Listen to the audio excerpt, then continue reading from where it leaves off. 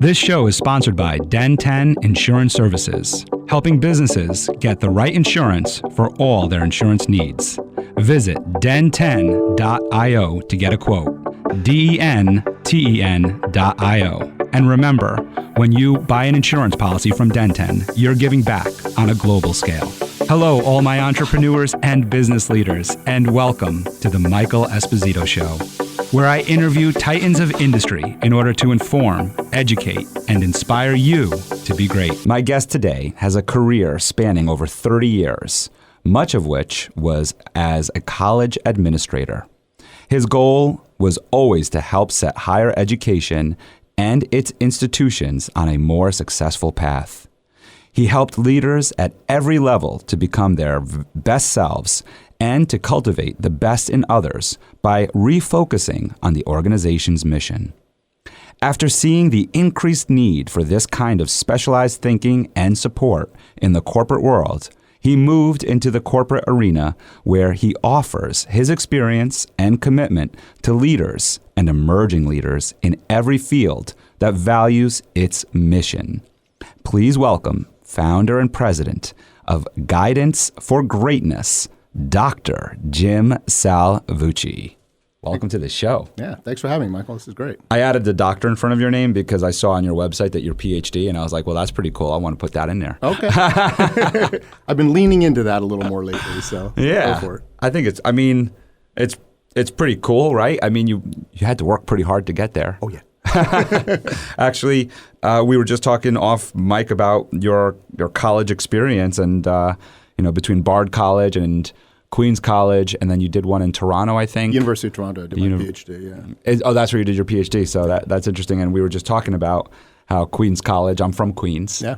My parents are both Queen's College graduates. And actually, I just remembered my brother is also a Queen's College graduate. Ah, okay. And if I want to try to associate myself even closer to Queen's College, my sister and I, you might remember there was at Queen's College right across the street, there's a place called Pominock.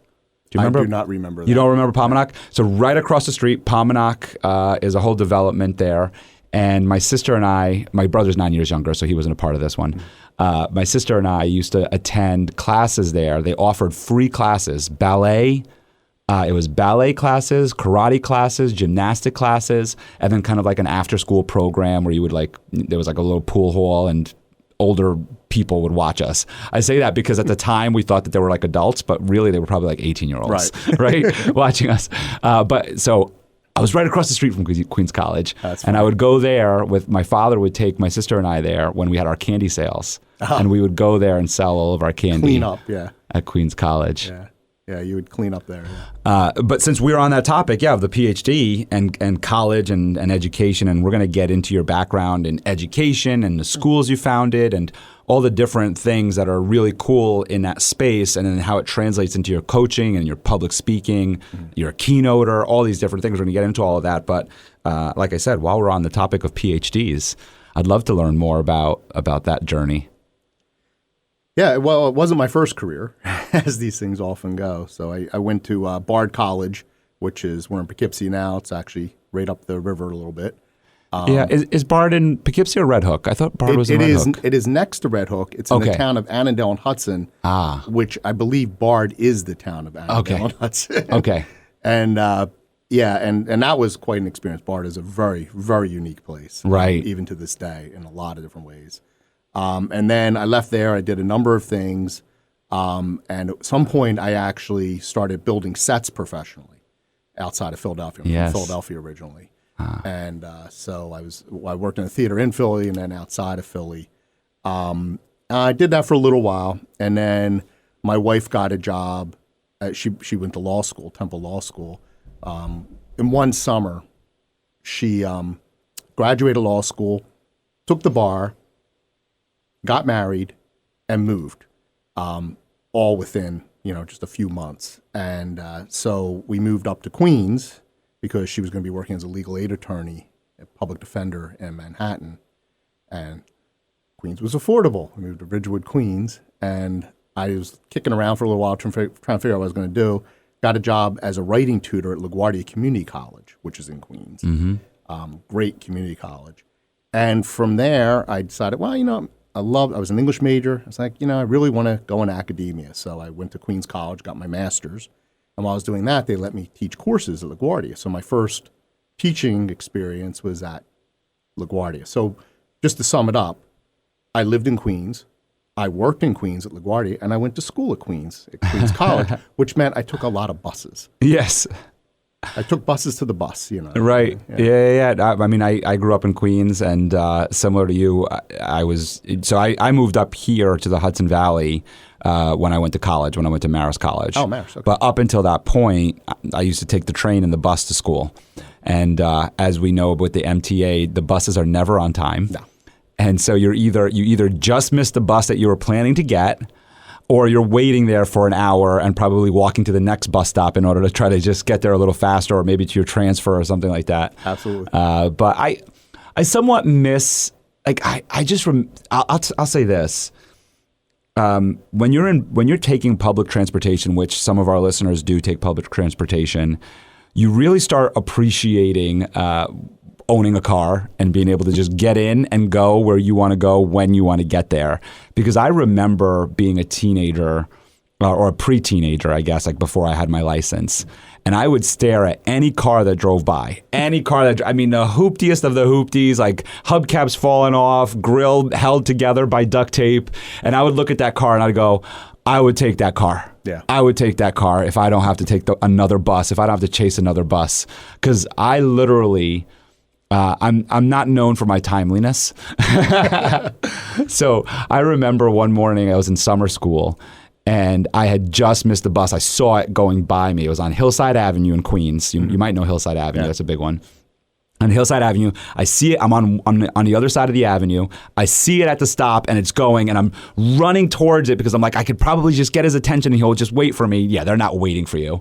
So I get like right to the back of it, right?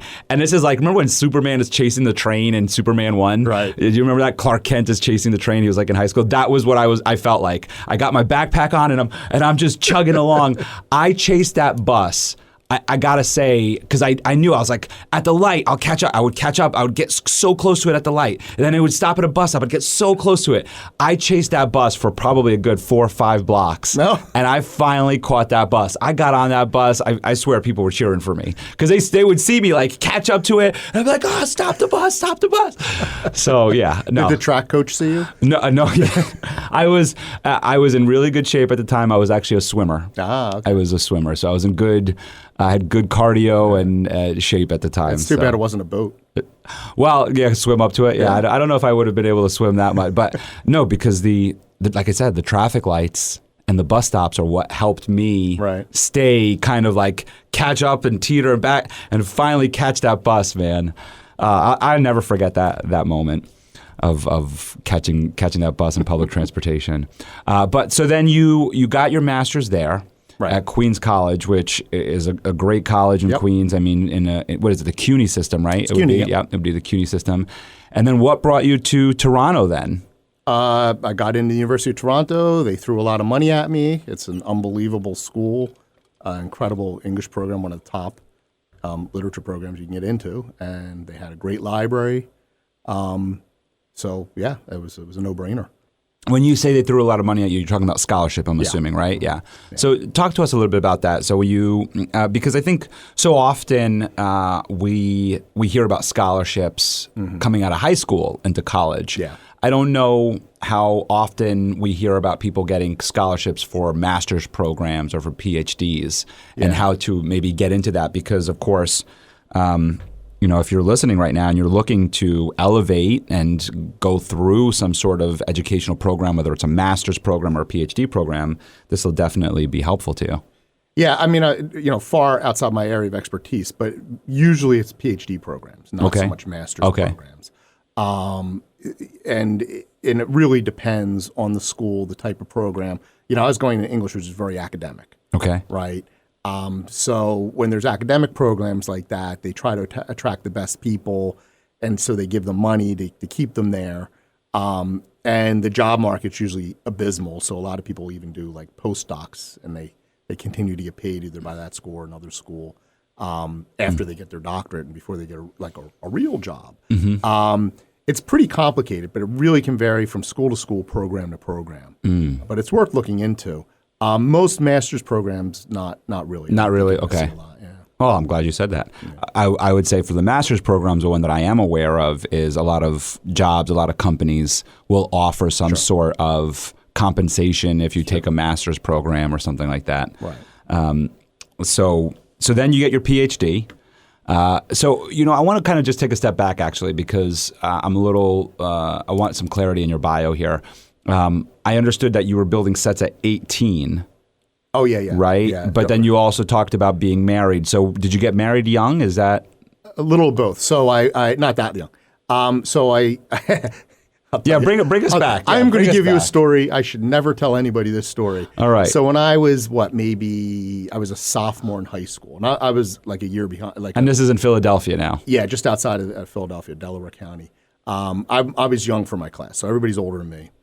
And I was hanging out with some friends, and we found some what's that called? Alcohol.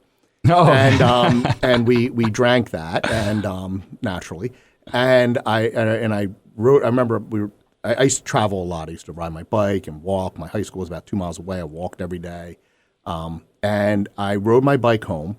And I remember it was fall, and the reason I remember this is because I kept my falling off my bike, and the only thing I could do is try to land in the leaves. Got home, walked in the. Oh wow, you were drunk. Oh, I was drunk. And walked in the house, and normally, if I were in a situation where I did not want to encounter my parents, I would turn right and head toward my bedroom. But I made a mistake, and I got confused and turned left and sat down on the couch next to my mother, and then promptly fell off the couch. And my mother said to me, all upset, "Were you taking pills?" And I said, "Yes." And I said, "Wait, no, I wasn't," because I wasn't. And so I got in a lot of trouble, grounded for a while and all this other stuff. Then my parents said to me, "You are not involved in anything in high school. You need to get involved in something. I wasn't an athlete, so you don't worry about, but you need to get some club, something." And I said, "Well, I've always been kind of interested in the stage crew." So I got involved in the stage crew. And then soon thereafter, I was made like the co-director with another kid. The two of us ran the stage crew. Leadership has always been, I always get thrust, even as a little kid, I always got thrust into leadership. Right. So I was, being the head of stage crew means, and this is no exaggeration, you are the king of the nerds. It's amazing. But I went to a Catholic boys' high school, and the girls' high school was right next door. And I had a girlfriend, and I liked to see her more often, so I integrated their stage crew into ours. So we actually had girls on stage building sets. I was way ahead of my time.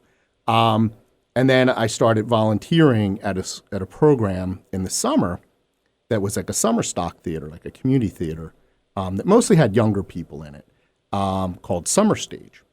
And I did that in the summer, and then finally they hired me to be their master carpenter when I was in college, and I was building sets in college too as my work-study job.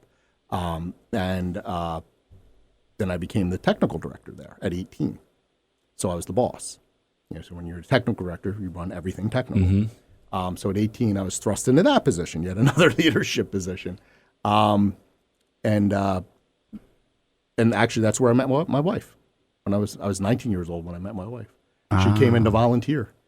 So you had broken up with the girlfriend, I'm assuming. Yeah. So I met my wife, and we weren't married yet, of course.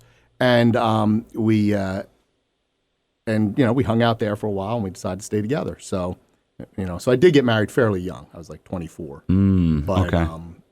And then I went away from theater for a while, and then decided to get back into it professionally. Ah, okay. This is making a little more sense. So, so we both share in common not liking public transportation. Actually, I do like public transportation. Oh, you do like it? Yes. Okay. All right. I don't like cars. I'm the opposite. Interesting. I think. Okay. So here's what I'll say in terms of what I just stated there is, I like public transportation for what it offers, right? Mm-hmm. It's very valuable, gets traffic off the road, gets people to and from places very inexpensively. Wonderful, wonderful, right? But I don't like it because a lot of the times you have to go out of your way to get to it, which then you do need cars too. Like you need to take a cab to get to the, right? Or it doesn't run on time and it delays you or it takes longer. And so that's the part that I have that problem with it. Yeah. But otherwise, yes, I probably understand what you're saying in terms of liking it. And the other thing is I also went to an all-boys Catholic high school. Okay. My story is reversed from yours in that when I was drinking in high school, I ended up getting kicked out. So yeah. See, I did something similar to you in that I wasn't drinking in high school. It was more of like I did something similar in that I brought the alcohol to high school to hang out with to have a little celebration at lunchtime with my friends. It was, now I have to kind of clarify the story here, right, for all of our listeners, because now this just sounds like I'm a problem here. What it was that my parents never hid alcohol from us in the house, so I had access to it. It was never an issue. I never had an issue with alcohol. It wasn't something I cared to try to have or not have. If I wanted to have a drink at a family party in my teenage years, I could have one. It wasn't a problem for me.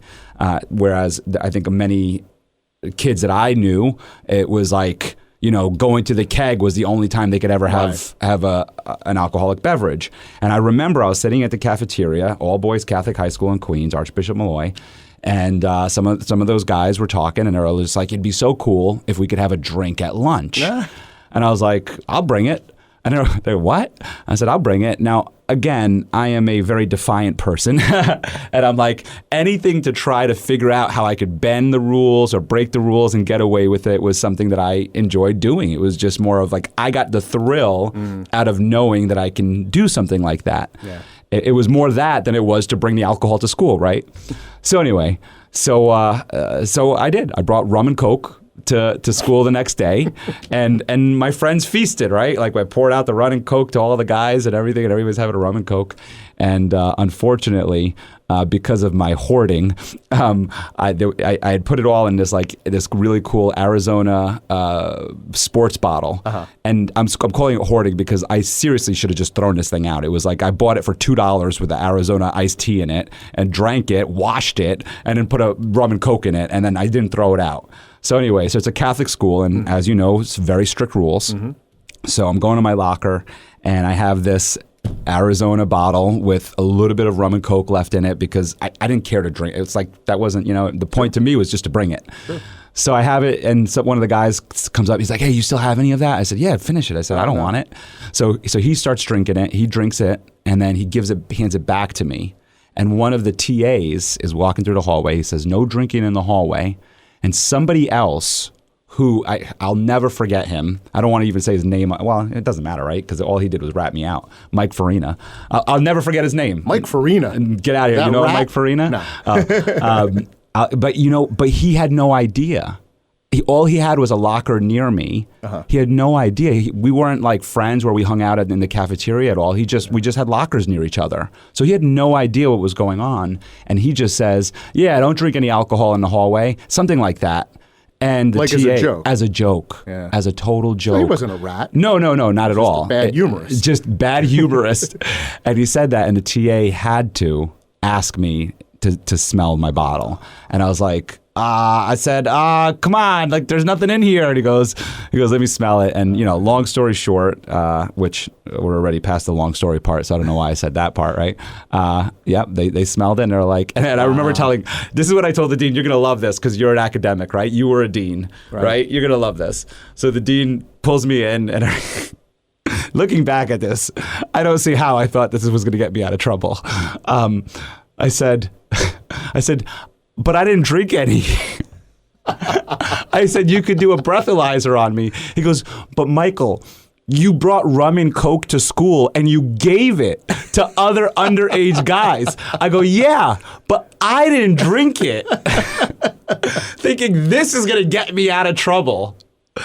And it did not. Lesson learned. I got immediately expelled. Wow. Here's my favorite part, which is I'm going to throw a question at you at this one, and then we're going to get back to the learning, people. I promise. We're going to get back to the learning, but Jim and I are having a little fun here, going back in the day with our booze stories, I suppose. With two very different outcomes, by the way. Two very different. The moral of my story is I have a 34-year happy marriage out of mine. Right. Moral of my story is I learned how to get kicked out of a school. But I believe everything happens for a reason. So here's my question for you from a dean's perspective. Yeah.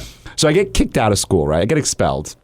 my life is in the gutter. I'm junior year in high school. I'm like, no college is going to take me now. My life is at the end. My parents are devastated. My mother, by the way, she's, by the way, 30 years retired from New York City Board of Ed. So she's embarrassed. Yeah. Right. My father's, professional also. Everybody's embarrassed in my family. That it's like, don't tell anybody about this, Michael. It was like, this is the secret. Like, nobody's going to know about this. A week later, we get a call. My father goes, Mr. Lembo's on the phone, Michael. That's my old dean. And I said, okay, what's he want from me? Like, kick me out. Am I getting back in? Yeah. Right? Like, actually, that's exactly what I thought. So, hey, Michael, how's it going? I'm like, it's not going well, Mr. Lembo. I'm like, can I get back in? And he goes, no. He goes, what I want to know is, you said that you brought the alcohol to school. Who were the other people that? Are you kidding? Swear to God. Who were the other people that drank from it? And you said that guy Farina. Yeah, right. And I said, why would I tell you this? I said, if I tell you, will I be allowed back into school? And are you going to expel them? And he was like, well, no, you're not going to be allowed back in school. And yeah, they're probably going to be expelled because they were drinking in school. And then he starts trying to throw some names out to me of like, oh, I heard this, and this person said this about you. And he was playing this game with me. And I just remember thinking, why would I, like, and I'm going to be honest here, 100% was ready to throw people under the bus. 100%. I'm going to be totally honest here. I was devastated. Yeah. My life was at the end. My parents were embarrassed. Everything was and I'm a junior year in high school. I'm ready to throw people under a bus. Sure. But I asked this dean, and this is where I'm interested in your thoughts on this. I said, if I tell you, would I get back in? And he just said no. And I was like, we're done here. Like, you could have smited your enemies at that point, though, you realize. Could have smited a lot of people, right? I mean, right? Look, I mean, I didn't get thrown out, but I almost did. Because I got in a big fight my senior year, but it was off campus. And then somebody else trashed the same kid's locker. I mean, like, squirted some sort of ink into it or something. And they called me in, accusing me of doing this, naturally enough.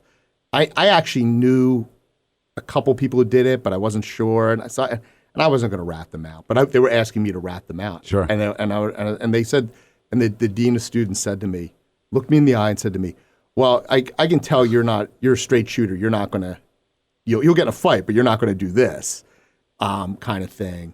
But I think you know who it is. So I'm going to hold you responsible until we find out who it was. And I thought to myself, you have not met my father. He's a union guy. He's going to come in here and knock your head off. Seriously, you're going to make me pay the price for something you just admitted to me. I didn't do it. Yeah. But fortunately, I went to one of the kids. I said, here's the deal. I'm not going to rat you out, but here's the deal. Right. I said, you do whatever you want. And to his credit, he wouldn't turn himself in. Yeah. Yeah. And I got off the hook, but I came very close to being in a lot of trouble. Yeah, Catholic school's a different game, man. But so I want to go now to, because we'll change gears here. We have a nice little some commonalities here. Juvenile delinquents here. This is so nice. It's when these kind of things kind of get uncovered of like look at all the commonalities we have: public transportation, Catholic school, alcohol. I haven't told these stories in years, and now I'm telling them on a podcast. I know. Well, and same here. But I think the good, and we're going to get to leadership in this because I have a question for you in terms of that. But I think what's important for all of you listening right now, and for our conversation, is what to take from this. Right, is that we can make mistakes in our past, and we're going to continue to make mistakes. We're going to go out and make mistakes today, tomorrow, and the next 10, 20, 30, 50 years from now, right? It's an imperative. Right. But what did you learn from the mistake? How did you move on from the mistake is what's important. And we're two professionals sitting across from each other right now who started our own business, who left careers, started our own businesses, and you're in Master Networks, you're part of an association where you're well-respected, asked to be a presenter. I was brought in to be a presenter. We're well-respected professionals today. And I think that goes to show that we can make mistakes, but how did we learn from it, and how did we move beyond it? How do we take our mistakes, be true to our mistakes as well? Because we're both sharing, we're both being vulnerable now, we're both being truthful. This is a mistake that we made, that I made, and owning it. Right. Owning this mistake, realizing, hey, like I said, I was ready to throw them under the bus, realizing that these aren't the right actions in my life. How do I change them? And it doesn't happen right away, because for my journey, which I'd love to hear yours too, it didn't happen right away. It took me many years. It took me a marriage to teach me that I needed to change. And I didn't get married to my wife till I was 31. And it wasn't until I got married, and she is just a brilliant woman. She's a teacher, special ed teacher, and I think that's what's changed everything, because she knows how to psychologically work with me, of like plant the seed of change, and like 6 months later she's noticing, it's working, and she gives it that time to change, and so much has happened from there. You were 19 years old, and you were leading major groups in the theater. I wouldn't say major, but it was, I was in charge. Well, the reason why I put the word major in there is I'm just thinking, I'm thinking back of those days, and it's got to be anywhere from 10 to 30 kids, right? In your group, in your theater group? In the theater? No, I mean, it was a lot more than that. And it wasn't just kids, it was adults too. Right. And so that's my point. So you have a lot of people that you're leading, right, at 19 years old. Yeah. I'm also thinking about personalities in all of this. You have egos that you're managing. You have this is kind of like teen years. So not just egos, but this is where gossip and cliques and groups are drama. very. Don't forget the drama. That's the point. The drama that comes. Well, yeah, that too. Right, but the drama that comes from all of that you're managing. And so what I'm interested in, as you look back with what you have right now in terms of your leadership capabilities and knowledge and all the years experience, when you look back at 19-year-old Jim as a leader, what do you see as some of the qualities that you had or that you had to learn in those moments? Yeah, I've been thinking about this a lot. I will tell you my biggest mistake is I didn't go back the following summer when I was 20 to do the same job, because I realized that summer, the greatest claim to fame of Summer Stage in Upper Darby, Pennsylvania, was in Summer Stage that year, and that was Tina Fey. Oh, wow. So I missed her by a year. Wow. I looked this up because she was like a kid then. She's a little younger than me. And then, we had a bunch of kids who volunteered, and I thought, I wonder if she was one of those kids, but she wasn't. So recently I wrote, so I have a newsletter and podcast, and basically I write this newsletter every week and I read it because some people like to hear my voice, especially me. And so I've been thinking a lot about that journey. I was a leader like in Boy Scouts. I was pushed into a top Boy Scout troop leadership position when I was like a tenderfoot and like 12 years old or something, just bizarre. So I've always had this kind of thrust upon me, and I was pretty good at it. I was a faculty leader when I was a faculty member. I was running our faculty governance system. I was asked to lead our reaccreditation. Every 10 years you have to get reaccredited. I was put in charge of that, which was all good, and I could do that. I did well, my leadership was all intuitive, right? My dad was a leader. He was a union leader. He had his union local. So I had that example, sort of. He didn't talk about leadership, but I just had that example. But but I just had this sort of gut leadership, I call it, right? Like you just know how to lead. You know how they say some people are born leaders? I don't think that's true, but I think some people are more intuitive leaders than others, right? Wherever that comes from. You learn leadership. It's not all gut, but it's, a lot of it was gut.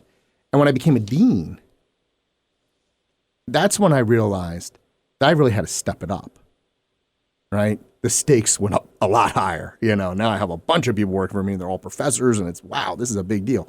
So and what happened was I was a faculty leader. There's a school outside of Baltimore you never heard of.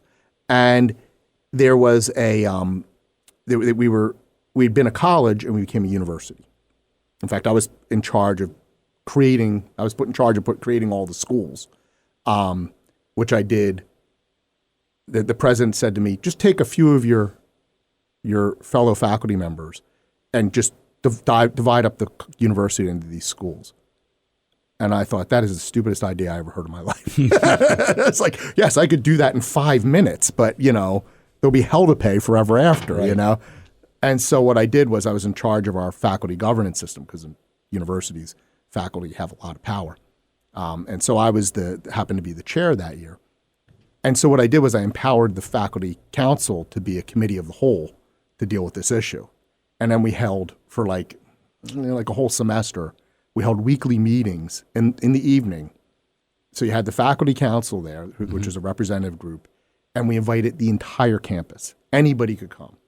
And we publicized this. So faculty were there, administrators were there at all levels. And one time there were even students there, and they were, totally, and we were just asking people's opinions.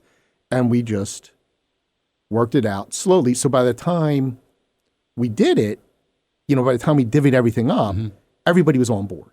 We had buy-in, right? Because I knew if I just did it, it would have gotten done. And I always resent that statement that leaders get things done. Well, everyone gets things done. There's nothing spectacular about that. But it isn't the getting done that makes you a leader. It's how you do it. It's why you do it, right? It's what you do. It's not just getting stuff done. So then they said to me, okay, well, we want you to be the dean of the School of Humanities and Social Sciences, which you've surmised did not exist. I was thinking right? that, yeah. So I was the founding dean. And okay, great. That was easy, right? I had 15 disciplines, I think 6 or 7 departments, I can't remember. It's a lot, but it's just a matter of putting this with that. It's just nuts and bolts. Like this goes with that and that goes with this. That's easy. What was hard was getting it up and running and keeping it running. Right. That requires leadership, right? And so this is when I'm realizing all my leadership to date is not cutting it here. This is not going to work. I've got good instincts, but I need to learn a lot more. I can get us going, but how am I going to sustain this? And I looked to the president of the school, the provost, who I reported to as a dean, and they were bosses. And I make a very strict distinction between bosses and leaders. Yeah, I was going to ask you about that. Yeah. I can go on and on about that. We'll talk about that in a little bit. Please. Go ahead. Keep going. And so they were bosses. They were not good role models. I wasn't getting any mentoring to speak of, no guidance, no models. I really hadn't had very many really good bosses in my life in any level. A couple small exceptions. And I looked at my peers, my fellow deans, and they were kind of flailing around wildly, and I sort of imitated them for a while. You know how you know what you're doing, so you kind of go, well, they look like they didn't know what they're doing. You follow them, and no. They were, I found myself micromanaging and becoming a perfectionist and a workaholic and all these things I abhorred. And I thought, this is not me. And I had a break one day. And what happened was it was my second semester as a dean. And we had this department called Human Services. And Human Service had outside advisory committee. This is all, sounds like a lot of inside baseball. Basically, these are people who worked in the human services field, and we would invite them in, and they would advise us on the curriculum. And it was mostly to keep up relationships so they could get internships. And so we'd bring the campus like once a semester. And so we have in this room, we have a little continental breakfast and a little chit-chat. And my role there is purely ceremonial. There's a department chair, and I'm just there in my suit. I used to wear suits with French cuffs and all that. Yeah. I was a pretty natty dresser. And we sit down at the beginning of the meeting. The department chair says, our dean wants to say something, and I welcome everybody, blah, blah, blah, blah, blah. And my role is to get out of there, because it's the department chair's thing. It's not my thing. And I said, and I'm sorry I have to leave you. I'd love to stay, but I have to go put out a fire. And everybody in the room was, yeah, put out fire. Like, oh, yeah, I know what you're talking about. Yeah, we have it hard, too. Yeah, we're all busy. Yeah. And I walk out like I'm putting out a fire, and I'm walking across campus go to my office, and I'm thinking, okay, I got to go put out this fire. What's that fire? I had to make a phone call. This is the fire I'm going to put out. That's all it was. It was a phone call about anything. No, it was nothing. It wasn't even an important phone call. But you had to make as though. Right. And I realized that everyone around me talked like that. Everything was a crisis all the time. Everything was up. And it just hit me like, when everything's a crisis, nothing's a crisis, right? Your priorities are all flat. It doesn't matter whether they're high or low. everything's the same level, right? If everything's like, anybody you ask, like, how you doing? Oh, I'm real busy today. Oh, sucking wind, whatever they're saying. They always had these things. One dean always said, oh, I'm ducky, she would say, very sarcastic because she's so busy. And I realized this is nonsense.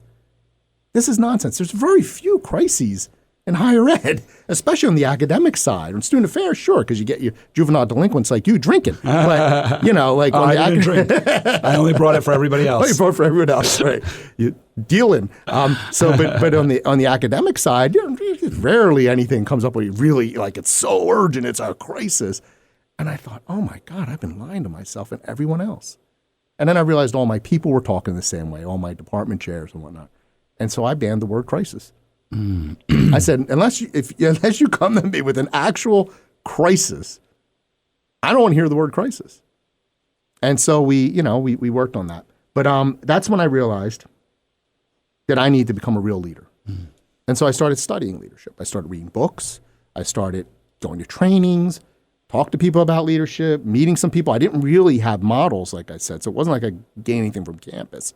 Our president had a leadership program that he put me in on campus that was, well, this shows you how stupid it was. We used Jim Collins' Good to Great, which is fine. It's a good book, right? And every month we would meet together and we'd read a chapter and talk about it. And the person who led each one of those sessions changed from month to month, and they were all his vice presidents because he had so many. He had one for every chapter, and there's a lot of chapters, right? Which is absurd in itself. And he and some of these people, like, because they have their vice president, they're a leader. I can assure you, this was not the case. Right. I mean, and you're just talking about how you're in it. You're wanting to change because the people around you are part of the issue, and you're being taught or led by the people around you. Right. So I needed help. And there was no place to Outside get help, it. And I had to go find it. So I started treating, I didn't think of it in these terms at the time, but I started treating leadership like a discipline, right? My first discipline was English. I started thinking of leadership as something to be studied and mastered. And I made a lot of mistakes. You asked about mistakes before. I made a lot of mistakes, and I learned from my mistakes. But I also discovered it's very important to learn from other people's mistakes as well.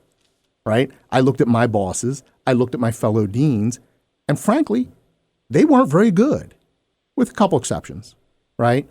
They weren't very good. And so I learned from them what not to do. And I call that learning from the negative paradigm, right? The idea that it isn't just your own mistakes. Learn, if you see something that's not going well, think about why not. And it's usually not do the opposite.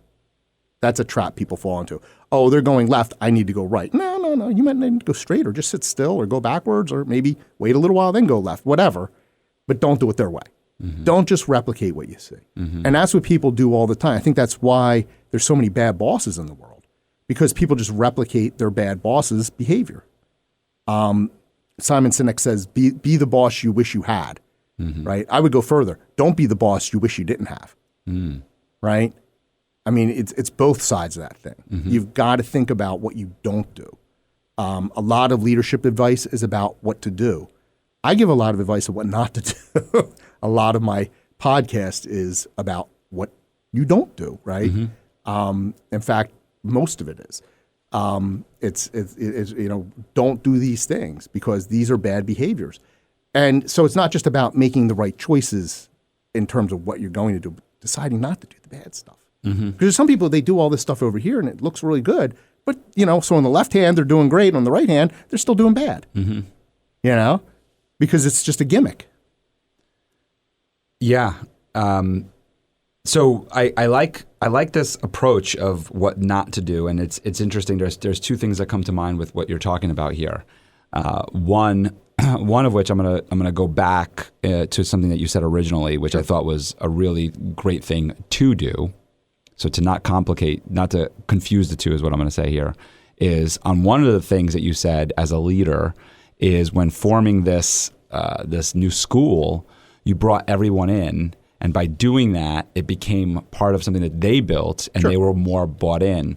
And I follow someone, Brennan Burchard. I don't know if you're familiar with him and his work. He says people fight for what they create. Right.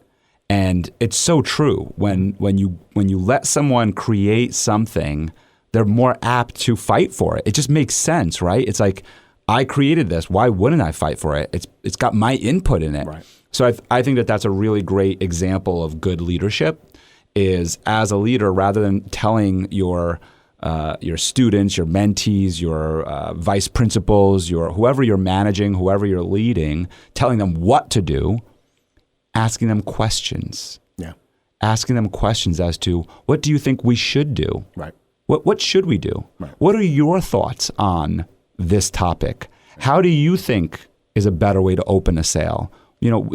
Asking them an open-ended question to get them to respond is going to have so much more buy-in. Right. I see it so I coach basketball, my daughter's basketball team, third and fourth graders. And I see it with them because this is always an ongoing work for us, right? When I tell them to do something, I get a lot of pushback. And the pushback could be, oh, do we have to do that? Or, oh, can we do it this way? Or whatever it is, but I get pushback. When I ask them, hey, girls, which drill do you want to do? And I say, here's 1, here's 2, here's 3. And I give them the option of which drill, because there has to be some sort of structure. They're all in. When they pick that drill, it's like they're all in. Yeah. So it's incredible. You see it right away with little kids. So I think that that's a really great example of what to do as a leader. I think that that's a really, really great example that you bring up there. And that's a teacher's trick too, by the way. Go ahead. To offer people options, right? If you say to somebody, I want you to, as an English professor, you have to assign you have to write on this topic. If I say you have to write on this topic, nothing but pushback. But if I say, choose one of these 3. Right. No problem. No problem. Yeah, and I also think it speaks to when you say 3 or 2 or more. 2 to 3 is probably a good, because otherwise people get hung up on so many choices. Sure.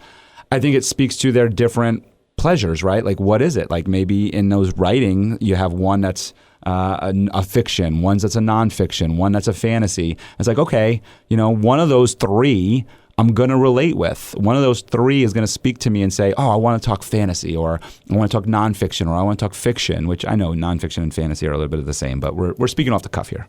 I want to go now to what you were just talking about, which is what not to do. And again, I'm reminded of Brennan's teaching here of there is so much wisdom out in the world, and to learn from it, right? So we just talked about learning from the wisdom of letting people fight for what they create, but now also the wisdom of the mistakes that they make. And I'm very interested, because you really go deep into this in your boss versus leader. And I know that there's a lot of what not to do when we talk about bosses. And I think you spoke a little bit about this just now in terms of your example and your story there. But I'd love to kind of go back to this bosses versus leader idea that you have. Yeah. So the way I always put it, because it's so clear, and tell me if you disagree, there are very few bosses in the world who are actual leaders in any real sense, aside from their title, right? And there are even fewer who are great leaders. And yet, at the same time, there are very many leaders who are not bosses, including great ones, and will never be a boss. What do those 2 words have to do with one another? Nothing. So I make a strict dichotomy between boss and leader. You can't be a boss and be a leader. You can be a manager or an executive or a director and have that title and be a leader. You must be. And you can be a leader without any of those titles. Bosses, that's a title. So these 2 words have nothing to do with each other, and yet we've tangled them up together. And you constantly hear about, oh, she's the leader of the organization. She's the CEO. Well, she's the CEO, but is she the leader of the organization? That remains to be seen. That's a whole different question. Bossing is a title, right? As is manager, director, any of those, right? Executive. Those are titles. Leadership is an attitude and a set of behaviors, right? And it's not just the attitude. Some people think it's an attitude. No, it's the attitude and the set of behaviors. You have to behave like a leader. And it's really hard. You said something earlier. You said, we have to keep doing this. Yeah. It's a constant self-improvement, self-questioning, self-evaluation. In education, there's something called the feedback loop of assessment, right? You look at something, you analyze it, you decide whether it's good, and then you close the loop. You start all over again. It's just like that. Just like that. Constant. You constantly have to be checking, does this work? Something can work today and not work tomorrow. Right. Something can work in this situation, not that one. This organization, not that one. These set of people, not that one. You need to be thinking about this. But if you're coming from a good place, that's good. It's not good enough. If you're coming from a good place and you apply that good place, like you use that and you make that who you are and how you behave, then you're on the track to good leadership. Going to the bosses piece, because I think I don't disagree with you, right? But I do think that there could be some misunderstanding in what you're describing here. And so I'd like to just kind of elaborate on this a little bit more, or have you elaborate on this a little bit more, in that I think when we're talking about professional development, personal development, we kind of have to make these distinctions, and it's intentional. It's not to disparage, it's not to take away from someone's capabilities or what they do, but we have to make these very clear distinctions in order for us to figure out what it is that we need to work on and improve. And I think that what you just said is you're making a very clear distinction as to someone who is perhaps promoted or hired to come in and evaluate people below them, and we're going to say that intentionally, people below them, because that's another term that a boss would, rather than a leader would look at everybody on the same level and same playing field. But they're hired, they're promoted to evaluate people beneath them, and to maybe have some sort of evaluation metric, where number of phone calls, I'm going to sales because that's where my background is, number of phone calls, number of deals closed, number of people in a pipeline, and they have this metric. And they come in with the mindset of, I'm going to get you to make X amount of phone calls, to meet with X amount of people, and to close X amount of deals. And by way of doing that is going to be, we're going to have weekly meetings, and you're going to tell me who you spoke with, and you're going to tell me how many calls you made, and you're going to tell me what deal is closing. And at the end of that meeting, I'm going to tell you if you did a good job or a bad job, and then I close my door. And if I hope that I made a very clear picture, and if I didn't, you did. Yeah, right. The clear picture is simply, we're going based off of a metric. We're not offering there, and I don't want to again disparage anybody, because there might be some sort of support, or at least you think you're providing support. You think that you're empathizing, you think that you're supporting, but at the end of the day, all you care about is the metric. And if this employee doesn't meet the metric, they're probably going to be terminated or put on some sort of plan and then get terminated. And you do care. I don't want to remove the idea that you don't care as a person, because if you're listening to this, you care. You're listening to this podcast because you care and you want to learn. But the person that we're talking about, they are essentially just doing their job. They're plugging in the numbers into a system, and that's it. And I think that the distinction that you're making is that that's the boss that we're talking about, right?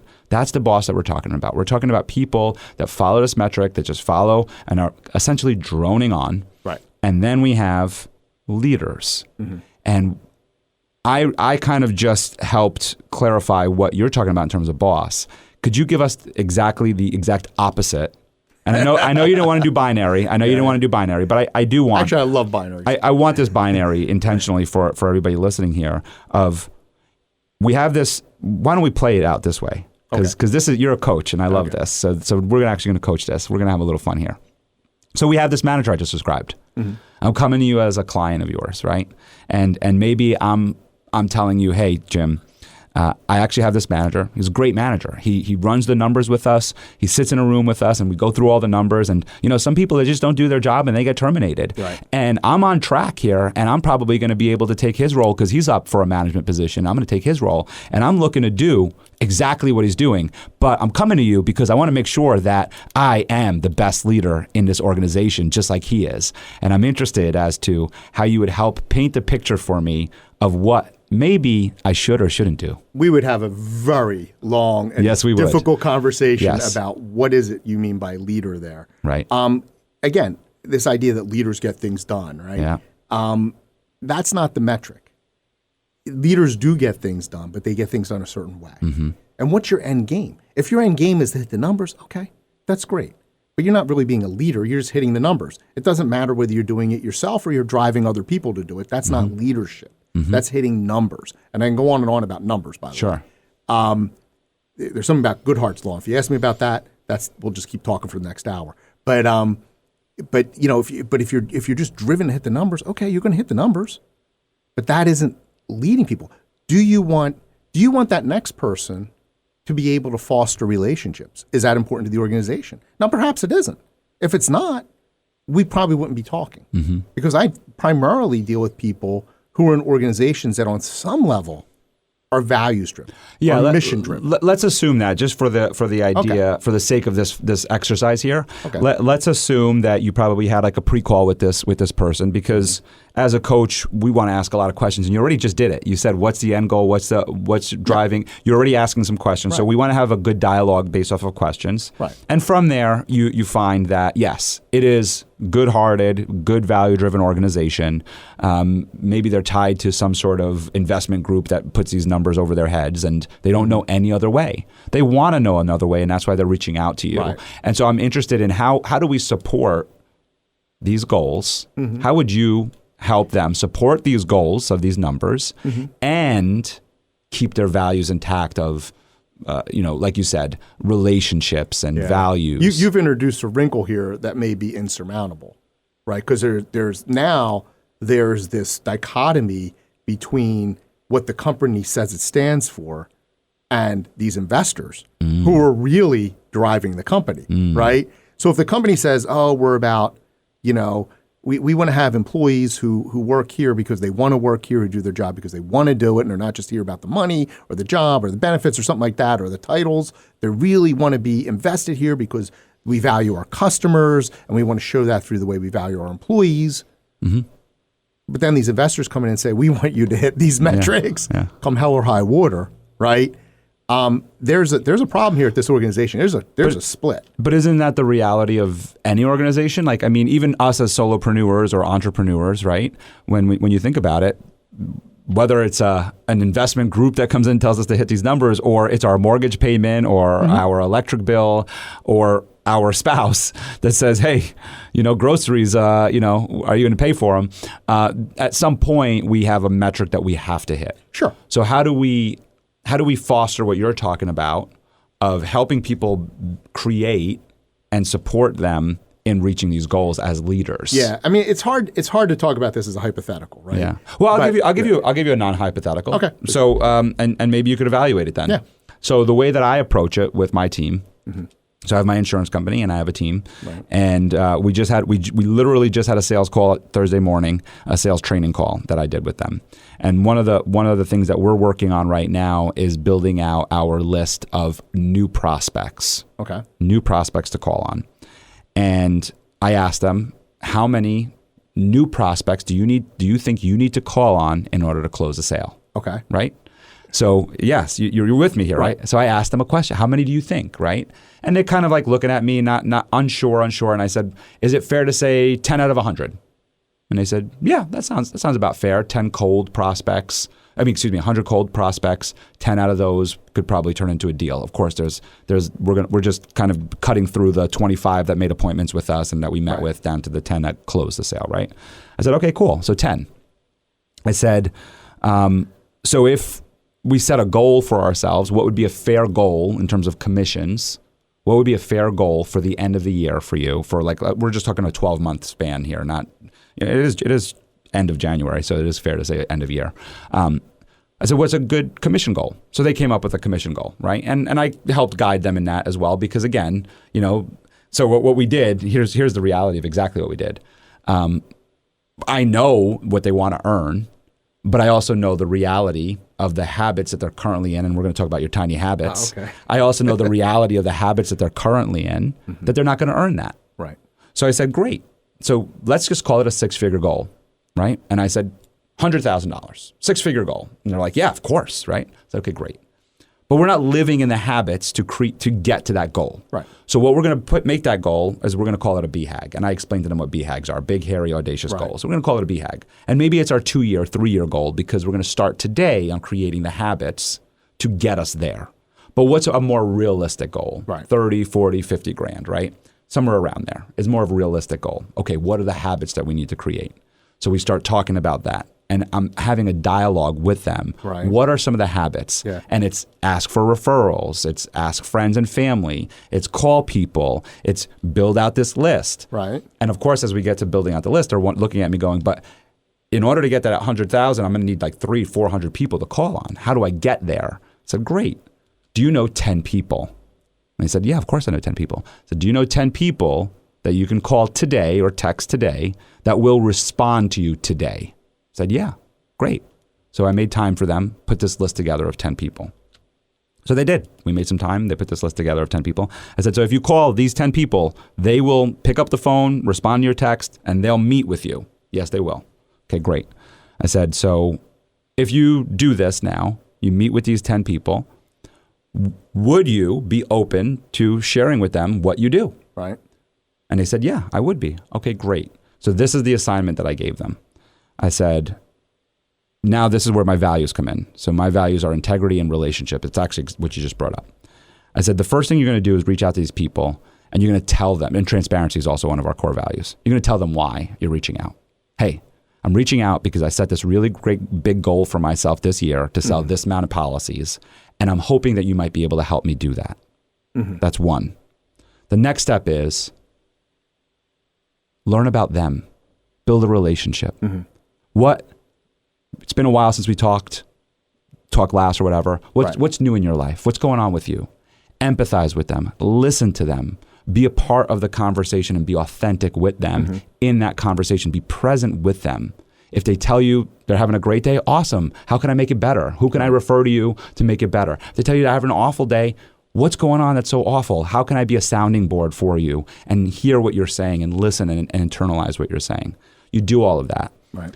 And at the end of that, then you can say, whatever it is, however the conversation goes, the person's going to ask back. So you said that you had this big goal for the year. How can I help you with it? Right. And then you tell them, could you refer 3 people to me? If we take those 10 people and they refer 3 people, that's 30 people. And if we do that over and over and over again, we're going to build our list of 100 to 300 people. And they're not going to be cold. They're actually going to be warm. Right. So going back to the whole leadership piece of this whole thing, one, I just gave you a little bit of sales training, everybody. Yes. But on the leadership side, a lot of what we did as a team was I asked questions and they gave me answers. And based off of those answers, I built upon those answers using sales strategy. Right. Using the sales strategy of, okay, what about doing this? Here's a question that came up from them. Okay, Michael, you want us to call these people. You want us to build an authentic relationship, but then you also want us to ask them for 3 referrals. And I said, yes. And he said, but what if it doesn't feel natural? And I said, then don't ask. And they kind of looked at me and they went, but then how do we get the 3 referrals out of them? I said, build a relationship. So what's a relationship look like for you? Is it to call them weekly? Is it to call them monthly? Is it to stop by and have coffee with them? What does the relationship look like for you? Build that relationship, and it might not happen on the first call. It might take 3 calls. Right. It might take 3 months. But if you start planting the seeds now of building the relationship with these people, eventually you'll get 1 referral. You'll get 2 referrals. You get 3 referrals. You'll have now 10, 20, 30 people that have turned into relationships that are feeding you the leads that you need. And it's not because you're asking. It's not because you're demanding. It's not because I'm demanding or asking. It's because you're building relationships and you're being transparent with your goal with these relationships. You're letting them know, hey, I care about you as a human, right? And I'm going to reciprocate. Right? Because part of what I just said was, if you tell me, hey, business is going good because I work with these kinds of clients, and I say, hey, I have 3 people I could refer to you, I'm going to refer them to you. I'm going to give them to you. And I tell my team, do that. Give as much as you can, because that person on the other end is going to receive it, and they're going to think about you every time that they receive it. And every time they receive it, they're going to go, man, how could I help Jim out? Man, how could I help Jim out? And eventually, they're going to help you out, as long as you continue that relationship. Because once you stop that relationship, then they're not going to remember you anymore. You got to continue the relationship. So anyway, so back to your coaching and all of that. What do you see as good? What do you see could use improvement? Based on what you just said? Yeah. First off, that's a terrible hypothetical. So okay. That's great. I mean, that's exactly right? But that's very different from what we were talking about before, where it was, somebody in an office kind of saying, I want these numbers hit. And I was saying the opposite. Yeah. What's the opposite of that? That is the opposite, exactly, right? In that structure. The only thing I would say that you might want to think about improving is at the very end there, you said, how can I help Jim? And the best referrals are when the person says, how can I help Bob? Oh, you should meet Jim. Right? Yes, I love that. That's yes. even, but be that as it may. I mean, that structure, that's perfect. That's wonderful. When you're connecting people to each other. I mean, love you're that. giving them, you're giving them ownership, right? We talked about that before, right? So that's all great. But now imagine, I'll give you a hypothetical. Yeah. Now imagine that there is some overlord. It could be investors, it could be a company, it could be a boss you have, right? Who comes in and says, hey, Michael, you're doing great. You're hitting all your metrics. The metrics have changed. I need you to hit these numbers by next month, hell or high water, or you're fired, right?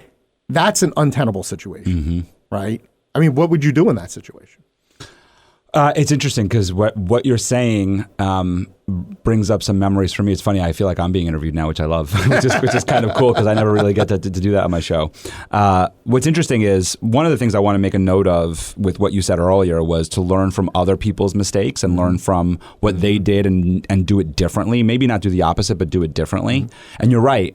I'm not doing it the opposite. I am doing it differently because I did work in an insurance organization where the manager was exactly what I described earlier. I suspected. It was we had our red, yellow, and green spreadsheet, and it was like you listed your red, yellow, and green, and red was like they're closing next week. Yellow was like they're really warm and ready to close, and green was like we're still grooming them, right? Right. And we would go through this, the metric and everything. We would have the roundtable discussions where, like I said, they feel like they're supporting us, but truly all they want to get down to is how many deals are you closing this week? Right? They're like, oh, tell me about that meeting with Jim. How was it? Oh, you got to know him. All right, is he going to be closing? It's like they make that fake empathy. Right. And that's what I want to make sure my team doesn't do is I don't want fake empathy. I want if it doesn't feel right to ask for the referral, don't ask. Which, by the way, is brilliant. Right? That's brilliant. That's perfect. I appreciate that, but it's because it's what's true in the moment, right? What's true in the moment. So back to this example that I had given earlier is the organization that we're speaking about is an insurance company, one of the biggest brokers in the country. And for purposes of this podcast, people know my history, but for purposes of this podcast, I'm not going to name them. Because of what I'm saying right now. Everyone's Googling right now. Yeah. That'd be cool if people actually Googled me. Maybe one day. Anyway, this organization was once a grassroots type of insurance organization that was just like a bunch of guys. I've heard this so many times. Right? That kind of came together. So many and they were like, hey, let's put all our insurance books together. Let's make this really big one. We'll get some really great profit sharing. We'll be able to offer more resources to our clients, and really had this wonderful idea. And it was so good that eventually, as they aged out and were ready to get out of the business, they sold. Yep. But they didn't sell the whole company. They actually kept half of the company, or somewhat, right? Like some sort of half of the company. But they sold to an investor company, what's it called? What are those investor firms, right? Yeah. I know. I can't even think of the word right now. But anyway, VC, the venture capitalist, right? And this venture capitalist was taught to us as being a very kind venture capitalist of we put the customer first and we stick to the values of that organization. And don't worry about us. Like as you go into training, it's like, don't worry about us. We're just the money behind it all. But, just go do the right thing by the customer. It's like being a kind mergers and acquisitions lawyer. Yeah. And you soon find out after training that, you got to hit the metric. Because this is just like, I was there 3 months, I think, and I had already seen 2 different salespeople that I had come in with gone. Right. So I experienced what you're talking about. And I saw my leader, or I saw my manager, in the same respect that you're talking about. I was like, he's not a leader. Right? He's not really leading us. He went on meetings with me and he just takes the meeting on his own. Like he just pushes me to the side as though I don't know what I'm doing here, right? When meanwhile, I'm the one who got us the meeting and I'm the one who did all the prep work to get into here. And instead of making me look good, you are making me look good because you don't want to lose the sale. You're like, oh yeah, Michael's got your back. But you're not making me look good by Michael is knowledgeable, right? So you're not leading, you're again managing, you're taking charge, you're doing, like you said earlier. And so I witnessed a lot of this. So back to your question now of the hypothetical, which wasn't hypothetical for me, which was why I said it wasn't a good hypothetical. Which was very clear to me of I'm in a position where, I'm making my dream income, my 6 figures that I used to write down in my notepad every single day. So I'm going to earn 6 figures. I'm going to earn 6 figures. My Brian Tracy that I used to follow. Brian Tracy, you know Brian Tracy, right? No. He's leadership and sales guru and mentor. He's in his 80s now. He's been around for a long time. But write it down. I earn $100,000. I finally made it. Right. I'm earning $100,000+ at this company, and yet I was so unhappy. I was so unhappy. How about that? I was so unhappy.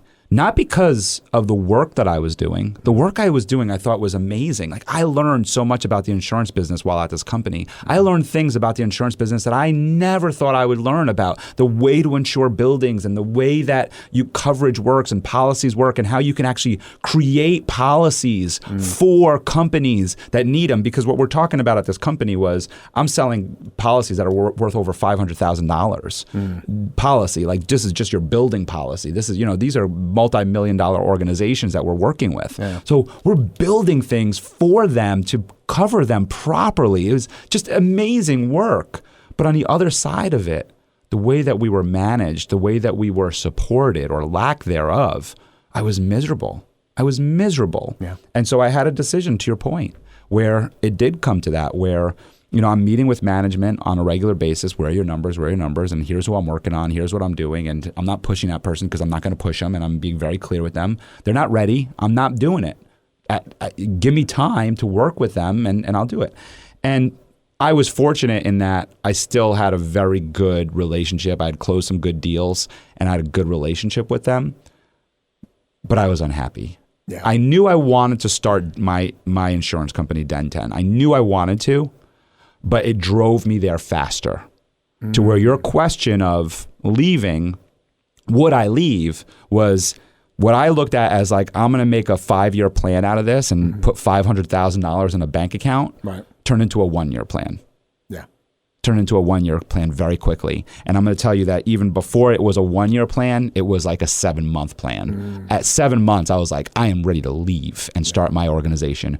Quit and start my organization. Yeah. And my wife was like, can you at least make 12 months, please? So I stayed for 12 months. I literally, to the day of being hired, I quit. Yeah. But to your question there, I don't know if quitting is the right answer, because for me it was quitting because I knew I wanted to start something. So quitting might not be the right answer. If I look back at this question here of what do you do, I think you try as hard as you can to lead the way and stay true to your values. Right. And if at the end of the day they fire you, then they fire you. But I think the most important part is that you stay true to who you are and keep your integrity intact. I've literally been there. My last job, I got fired. Yeah, tell us about it. Should I? I rarely bring this out in public. So this is my debut. This is your debut. This is why I left higher ed. I was the number 2 to the president. I was the vice president for academic affairs, which is also called a provost, right? And it was my second gig at this. I'd left another one where the president came in and everybody left. And so I started this job and I kind of took it in desperation. I could just smell there was something wrong with this school. It was a little school in Kentucky, very rural area, very impoverished area in Appalachia, which is fine. That's cool, right? You're providing Appalachian kids, these kids who need help, giving them an education. I love it. But, I just smelled something wrong. Like, for instance, when I interviewed on campus, the president wasn't there. I'd interviewed a lot of times for these kinds of jobs for years, and I don't think I ever had a situation where the president wasn't there to meet her potential number 2. Just unheard of, right? She just wasn't there. She interviewed me by like Zoom or whatever, video, and she was asking these absurd questions. Then she lowballed me on the salary, but I held firm, still took a big pay cut, but tried to lowball me in the salary. She was playing all kinds of games. And she was a bully. She was a gaslighter. I can fight bullies. I know how to fight bullies. You can't fight a bully boss. You can't. It's like a cop on the street. It's like they have all the power, or teacher, right? You can't fight the teacher if you're a student. If the teacher's a bully, because they have all the power. And it's the same thing with a boss, And So it was a very ugly situation.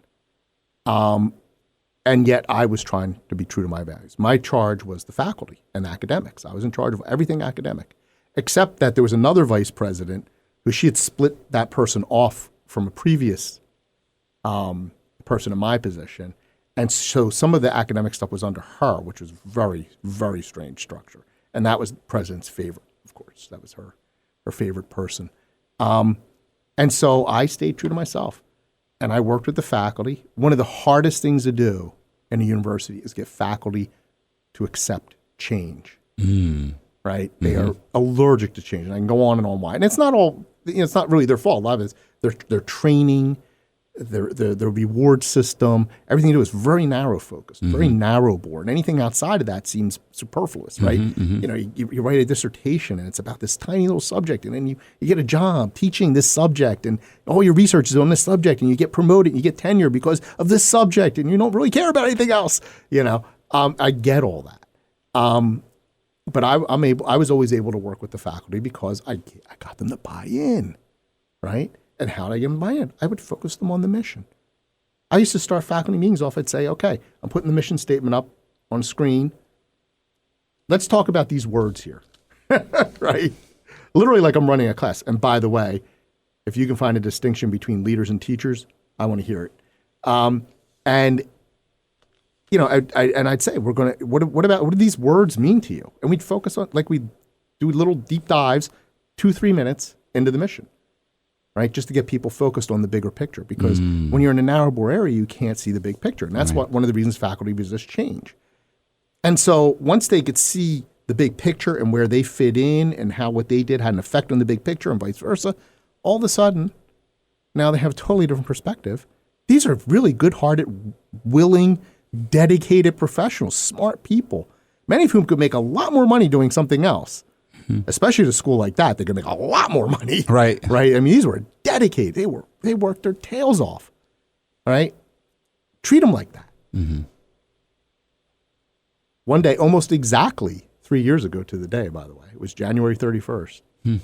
President walks in my office out of the blue. This is after she had gone a long stint of gaslighting that was so bad that people came to me and asked me about what was going on. It was so obvious what she was doing. Could you explain the gaslighting, or in that, at least in that context? Yeah. So gaslighting is when someone basically causes you to doubt reality. They kind of twist reality. It's usually somebody who has some sort of influence over you, and they kind of, you say, well, the sky's blue, and they say, are you sure? It looks a little green to me. But they do it in a very subtle way, or maybe not so subtle. In this case, it wasn't always so subtle. And to where you're saying, oh, okay, the sky is green. Or you're thinking, well, maybe I'm a little confused, or, well, they mean well. You know, it's a tool of bullying. Okay, like several other things. But it's a tool bullies use. And so it's a way of just sort of twisting things so you're just like, you're not really sure what's going on, and you're confused. You know, and she was pretending like she was being very professional about things when she was actually being incredibly unprofessional and dishonest. And so she walks into my office. I was having a meeting with one of my direct reports. Just knocks on the door. Hidden. I don't think she'd ever been in my office before. I'd been there about a year and a half, and she was just down the hall. Walks in my office, sits down, throws the other person out, sits down, hands me a letter that is unsigned.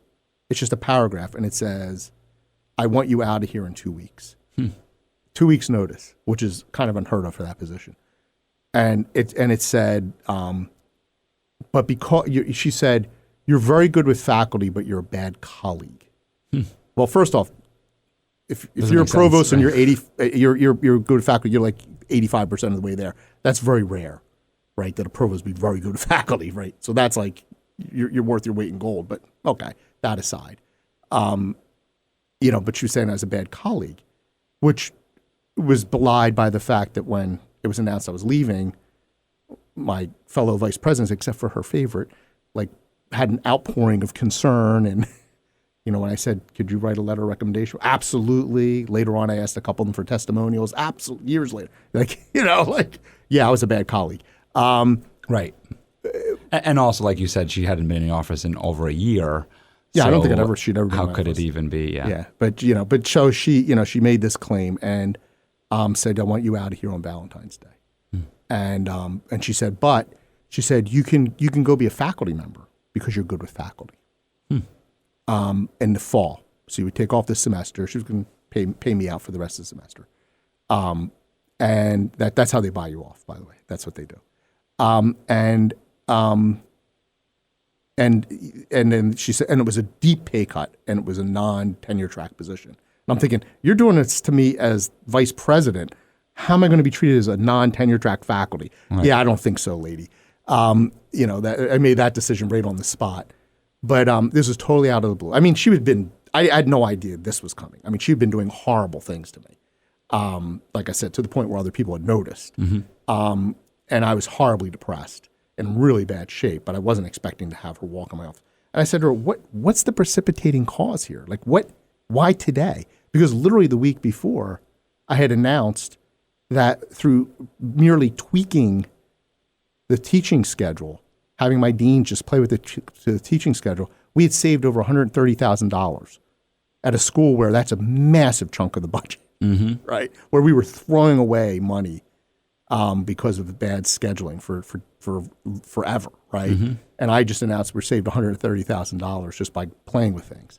And finally, I said, I mean, just last week I said this thing. She's like, well, I knew you had to go because you said you didn't say things that I know you said. And this went back to, believe it or not, I'm sorry, this gets into this. This is why I don't talk about this. I had my first evaluation with her, which was on like July 1st or something. She said, it started with, someone told her that they heard that one of my direct reports said that I said this thing. And I'm like, okay, but I didn't. So there's that, so you heard a rumor. Okay. Yeah, right. Nice. And I actually literally said the opposite. In fact, I said the opposite to these two people, and you can go ask them. I said the literal opposite of that.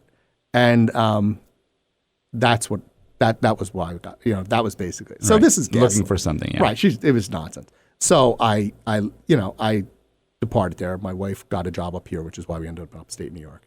And I was applying for jobs, and I thought, and then COVID hit, right after that. So thank you to that president for helping me dodge that bullet, and not having to be in higher ed during that fiasco. Right. And I can go on and on why higher ed handled that so badly. But so we moved up here, and I at first was applying for jobs and getting interviews, but these schools were just haywire because of COVID. They interview you, and then you never hear anything. You couldn't get an answer to the phone. Like, oh, we're too busy. Like, you're too busy to answer the phone and tell me what's going on. That kind of thing. And then I realized these people are crazy. I don't want anything to do with higher ed. And one day I hadn't actually had a local interview that was coming up, and I called them up. I said, I'm not coming. I don't want to be interviewed. I'm done. And that was it. And I thought, well, what do I like doing? What am I good at? What I really like, because I actually really love being an administrator. I really loved it. Mm-hmm. I said, what do I really love about it? And I said, one of the things I loved most was working with young managers, right? And not necessarily even people who reported to me, but working with them and helping them become really great leaders and passing that on. I said, that's what I want to do. Working with people who strive for more and want to grow and helping them strive for more. And so that's why I switched up. But like I said, I don't tell, and there's a lot more to that story. Well, yeah, I mean, the point is, it's always great to tell a good story to keep everybody's interest, of course, right? Is that a good story? I don't know that's a good story. Well, I think there are ways to improve the story, considering it's your first time telling it. Yeah. When we tell, this is your public speaking lesson, everyone. Yep. When the more we tell a story, the better we get at telling it. That is very true. Right? So the better we get at telling it, because then we learn what parts are parts that we don't need, that aren't necessary. Right. We also learn how to frame it so that people can paint the picture of, okay, where is it? What do they look like? Descriptions of things. Of course. But at the end of it, why it still is a good story, even though it's your first time telling it, and I think I encourage you to tell it more as you teach about leadership, is what do we get from this story? And you said this earlier. It's you teach on not so much how to become a great leader, but you teach on what not to do. And I think what this story really tells us is, one, it gives us a little insight into you and your moral compass, which is wonderful, in that as somebody that we're going to follow as our coach or as our keynote, is that we're following somebody who has great integrity and stands by his values. That's wonderful that we get from that story. The other thing we get from that story is this leader, this manager who was touted or thought of as a leader, but not. Yeah. And why not? And I think you give several examples of how they were not a leader. And I think one of them is presence. Oh, nice insight there. Yeah. Presence is huge, right? Like as a leader, we always hear the term is, I never ask my people to do things I won't do. Okay, that's fair. But are you also there with them? Mm-hmm. And how are you there with them, right? So there are plenty of things that leaders ask people to do that they don't do or that they're never going to do. Of course. But will you be there with them? Yeah. And to your point, she wasn't there to hire you. She was virtually there with you. She had never stepped foot in your office. So there's so many different areas, and those are just some of the examples that you said in that story that shows that she was never present. That's some great insight there, Michael, actually, because that was a big problem with her as the president. She wasn't on campus. I don't know where she was. She was on all these boards. I mean, she was supposed to be a great fundraiser. I don't know if she ever raised $1 while I was there, but she was on all these boards and was constantly jiving about. But she was not on campus, and there were major events where I was like the highest ranking person, but I wasn't assigned to be in charge. And so I kind of had to go and play this weird role of, these are things like, the faculty and staff Christmas party. Where's the president? We had a major televised announcement about a change in our tuition. And the head of admissions at that time, who was actually a consultant we hired, was announcing this. He announced it. Where's the president? The president was in her office having a meeting. It was literally, all she had to do was walk 5 minutes, say a couple words, and go back to her office. No matter how important the meeting is. And it wasn't. Right. And we know what that meeting was. And it wasn't. It was that crisis phone call that you mentioned earlier. No, it wasn't. No, I mean, in sense of I know exactly what the meeting was. It was not important. It wasn't important at all. It was the false. Yeah. But what I did was I knew that he was going to be alone up there. So I told my deans, I want you to make time, and we're going to be there standing off to the side as a show of solidarity. That's presence. Yes. Right? So my deans were there, and we stood there and we cheered and we, did the whole thing so that people could see this wasn't this poor guy up here who wasn't even a permanent employee of the college making this announcement to the press. Right. Which is the other thing about leadership. So you have that presence.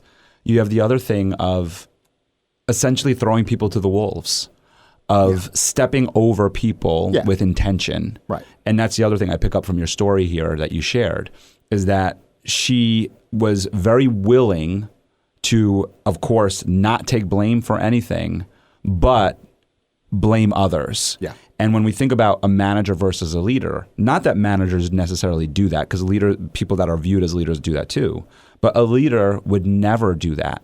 A leader takes ownership for their entire organization and will be the shield to that organization and take those bullets. Right. And so I think that in your story there, it also shows another lack of leadership in that she was willing to put people down in order to protect herself. Right. She was willing to put somebody at a podium when she should have really been at the podium. Right. Maybe they could have set it up, but she would be there to support the comments or the Q&A. Oh, this was something where at any institution the president would say something. So that was another piece that I pick up from the story that you say here. The other one that also I'm hearing a lot and kind of sticks with what I just said there is the inner politics of it all. Yeah, is that in organizations, a manager lets the inner politics run loose. A manager just allows people to have what they'll call friendly competition, where there's no such thing, right? They'll call it friendly competition. Oh, that's good. But really all it is that people are just eating away at each other. People are having conflict with each other. And you as the manager are not addressing it. Right. You're not addressing it for multiple reasons. Maybe you don't want to be there. You don't want to do the job. It's too hard. It's challenging. It's all these different reasons. But that's what makes you a manager, is that you're not addressing the inner politics. And what happens with the inner politics is that they just eat away at the core values of the organization and the organization, right. which is what you witnessed with her special pet vice president, and why people probably bought into you, which caused inner politic problems for her. It was very, she found it, she resented it. So what we learn from this story is how important it is to be in tune with everyone and understand, why do you like that person? Why do you dislike that person? I'm being very blunt in that because that's not necessarily the question to ask. But it's really just understanding what's driving this person, what's driving that person. How do we get the two to collaborate? How do we help the two to understand, or the three, or the different organizations, or the different schools in your situation? And that I didn't hear come through in your story. Yeah. In your story, especially when you speak about gaslighting, it sounds as though she intentionally put people at odds with each other, which causes the inner politics conflict. Yeah, there was a lot more to it than that. Right. I glossed over a lot of that. But this is the learnings that we get from stories like this. Oh, yes. Right? This is the findings that we get. I learned a lot. Yeah. And it wasn't my first time dealing with gaslighting and bullying bosses either. And it's funny, after that, when I did get on the job market, I would get interviews. And I blew a couple of the interviews almost on purpose. Because what I did was I'd say, tell me about the president. And they would tell me, and I'd say, yeah, but is the president micromanaged? Is the president, oh, no. And then they would tell me something like, that's micromanaging. I said, that's micromanaging. What do you mean the president doesn't micromanage? I knew right then and there I'm not getting the job. I'm also thinking, I don't want the job. I don't want the job, yeah. I don't want to work with this organization. Right. So fine, don't hire me. This is good. Is it conflating for this term? Let me see if I'm using this right. I've been wanting to use conflating because I've heard it so much, right? Where they're conflating micromanaging to presence, right? Where they're saying, I'm here, and so that's why I'm watching your every step, because I'm being present. Yeah, they might be. I think a lot of times with micromanagement, most micromanagers are perfectionists in my experience, right? Perfection, just for the audience so everyone knows, that's impossible. Right. Okay, it doesn't mean you don't try to improve. Improvement's good. Better's good. Improvement's possible. Perfect. Yeah. Not possible. Right. And when you aim for it, you always will fail. Right. And most perfectionists first beat themselves up and then point fingers, right? That's their operation. The other thing is they're control freaks, right? And so control freaks don't let anything go. When I was at the school outside of Baltimore as a dean, they had another dean who was a control freak like I've never seen. And my comment about her was, if you stick a thumb in every pie, all you do is ruin a lot of pies, right? That's what she did. She just had to be in everything, and and it was unbelievable. Yeah. This is not a healthy thing, right? And then you get your micromanagement. You get your people who just they can't delegate. If they do delegate, they watch over your shoulder, and on and on and on. And so little gets done when that happens, right? Because if delegating. What's wonderful about delegating is that you get so much more done. When you just trust someone, you say, hey, look, you have the skill set to do this. This is what we need to accomplish together. Go off and do it. Come back to me in a month from now. Let me know how it goes. That manager, that leader can now work with somebody else. I'll let you in a little secret. I'm not a genius. Right. Okay. And so I got these people I work with who are really good professionals and all. They have ideas. Yes. And they're really smart. Right. And they see things I don't see. And, delegation is key. One of my favorite times is, you can tell I'm a lousy employee. I am a horrible employee. Most entrepreneurs are. Well, I was never an entrepreneur until recently. Well, you are. It's in our DNA. This is my message to the world. Never hire me. Yeah. So when I was a dean, my boss, one time, he liked to yell. And one of my sayings is, there's a special place in hell for bosses who yell. And he yelled at me. That actually was the last time he yelled at me, because that's the time I yelled back. And I can yell really loud. And then it was over. And that was it. But he actually said to me, I delegated something to a young faculty member, and he wanted it done a certain way, but he's I want you to do it the way it's best for your school, but he wanted it done a certain way. But he didn't tell me what the certain way was. And when it came back and it wasn't his way, he was unhappy. I pushed back. It's like, this is ludicrous, right? Yeah. You're a child, right? Like, what is your problem? But he said to me, he started yelling at me, and he said, I asked you to do it your way, but you turned it over to this faculty member. And I said, what are you saying? He goes, well, you didn't keep an eye on him. You didn't watch him real closely. And I said, you're angry because I delegated? and he was taken back at that, and I just ripped into him. Yeah. What an unbelievable thing. The crazy thing was, this young faculty member had done a stellar job. Right. It just wasn't what the boss had wanted, right? The unstated expectations. And that's where you go with the bosses. Right. And then the other piece that I want to bring up about this story that you mentioned about this Kentucky school is you used the word, she lowballed me on the salary. Yeah. And I thought that was very important, because what I wanted to bring up in that is what lowballing is. Yeah. Right? What is lowballing? Well, in this case, she basically, she tried to quote me a salary that was absurdly low, and then said, well, the cost of living here is so low, and we're a poor school, and blah, blah, blah, blah, blah, when I knew very well she was making way more than that. And that's what lowballing is. Right. It's knowing that you have this power over someone and going below it. But then she was able to raise it. It still was ridiculously low, but she was able to. Of course she was, right? Because that's what lowballing is. That's what the holding of the power is. Yeah. The holding of the power is saying this job, we have $80,000 or $100,000 to hire somebody at this level, but we're going to only offer them $40,000. Oh yeah, the school is outside of Baltimore. When I was a dean, we had a horrible HR VP, another bully. And she used to say, you cannot offer the full salary. You have to lowball them.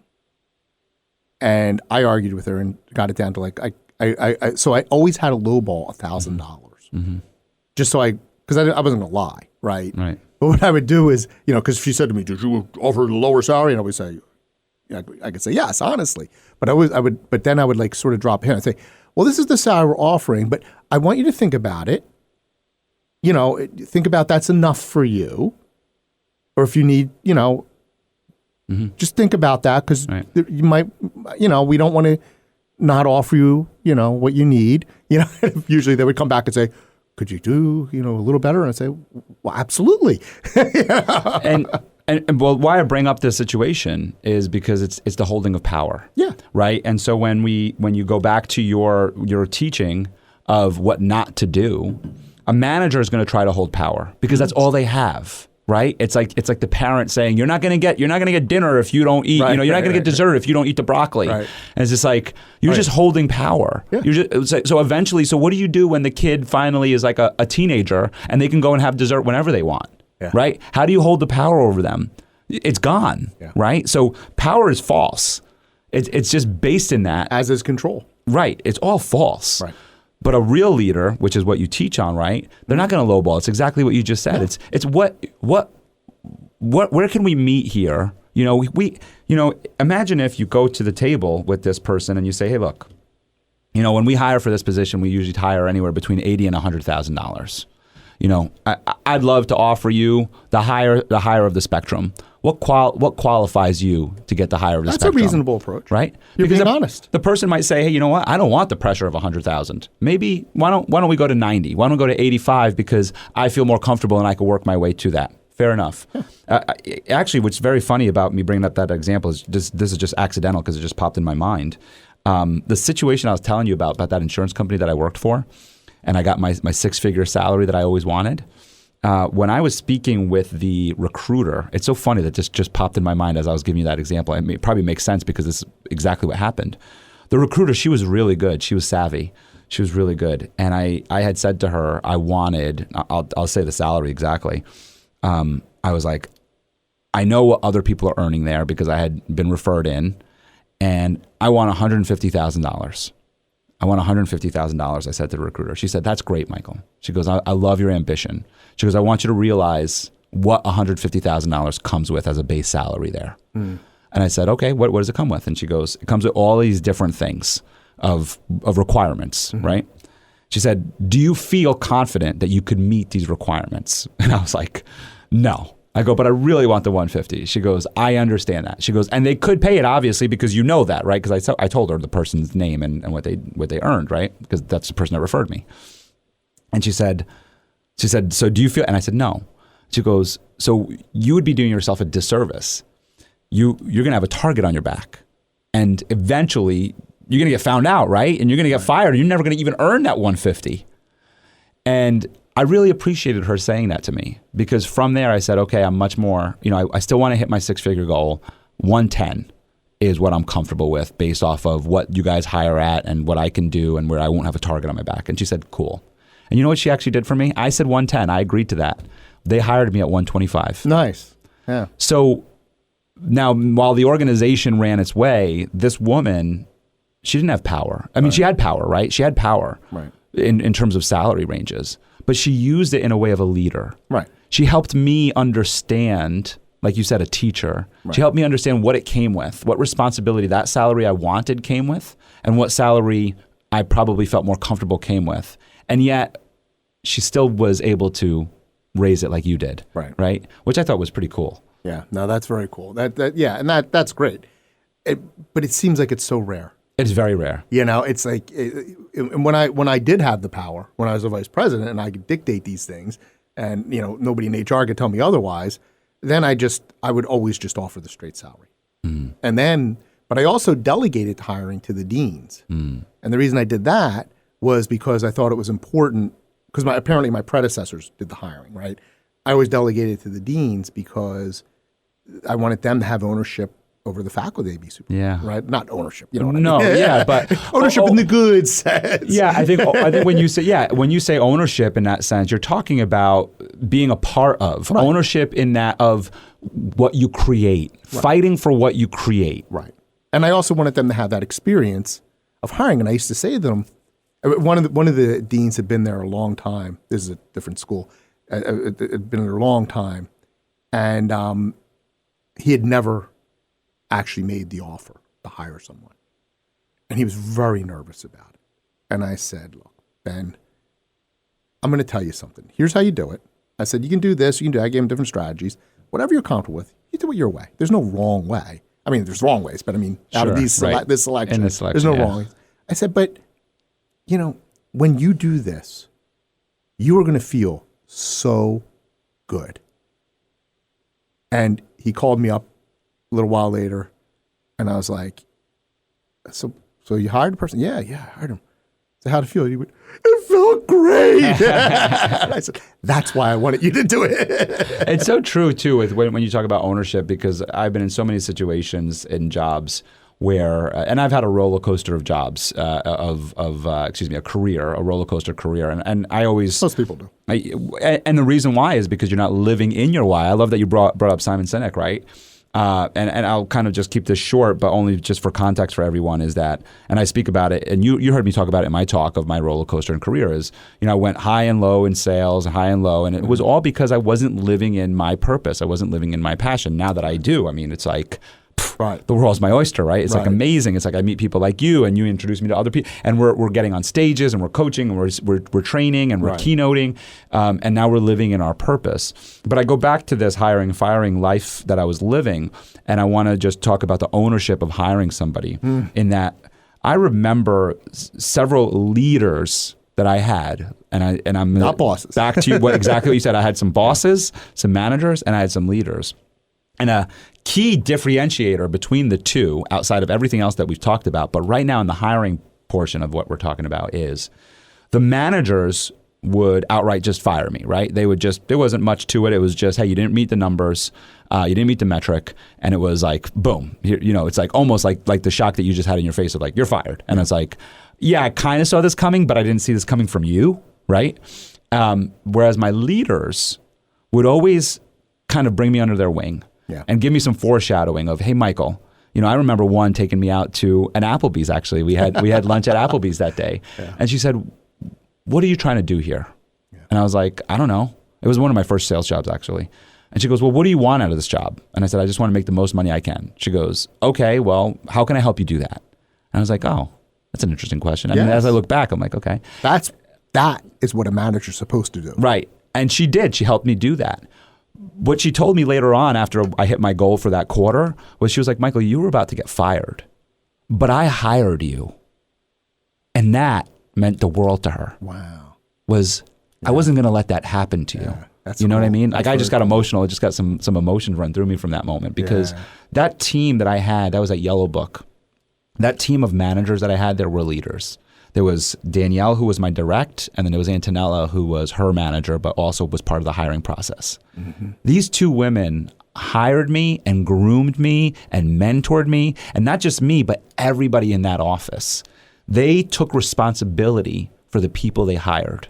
And they would take us out to lunch one-to-ones and have those conversations when they had to have them. But nobody in that office was ever fired, which I didn't get fired from that office, but nobody was in that office was ever fired without having some sort of lunch meeting, some sort of conversation, some sort of how can we get you over the hump? To the point where I was at sales organizations where the best players got the leads. And then this one, it was like the ones that were struggling got the call in the office and they'd walk out with a lead. Yeah. And let me guess, it was no less productive and perhaps more productive and more profitable than other organizations you were in. So this was Yellow Book, so we were selling Yellow Page advertising. Mm-hmm. We were one of the offices that hit our book goals consecutively. Yeah. Consecutively. This is what gets me. And there was turnover. What you described there, you can call it leadership. It's leadership, absolutely. But the first principle of leadership is highlighted by that approach, right? Taking people out. By the way, lunches are great. I used to take people to lunch all the time, but just to get to know them. But taking people out and treating them. This is it. Everybody, write this down. Get out your pen. Yep. We need this. Treating them with human decency. Mm-hmm. That's it. That is the core principle of leadership. If you come in with that value and apply that, then you will succeed as a leader. Now, you might not hit the metrics that some boss over you likes. That's a whole nother question. But as a leader for yourself, when you go to bed at night, you may be worrying about your job, but you won't be worrying about your soul, right? And that's what it comes down to. And to that point, we fought for them, right? Like when you asked me about hitting our goals, we hit our goals not because they drove us to hit our goals in that group. It was a very small period of time because then we did an acquisition and then we got into a bigger office and things kind of did change. Management changed and things changed. But while we were in that, it was in Newburgh, by the way. Okay. Our office was in Newburgh. It was a small group. It was about 20 of us. My adopted town. Yeah, it was about 20 of us. And we hit our goal not because they drove us to it, but because we all had the inner desire to do it.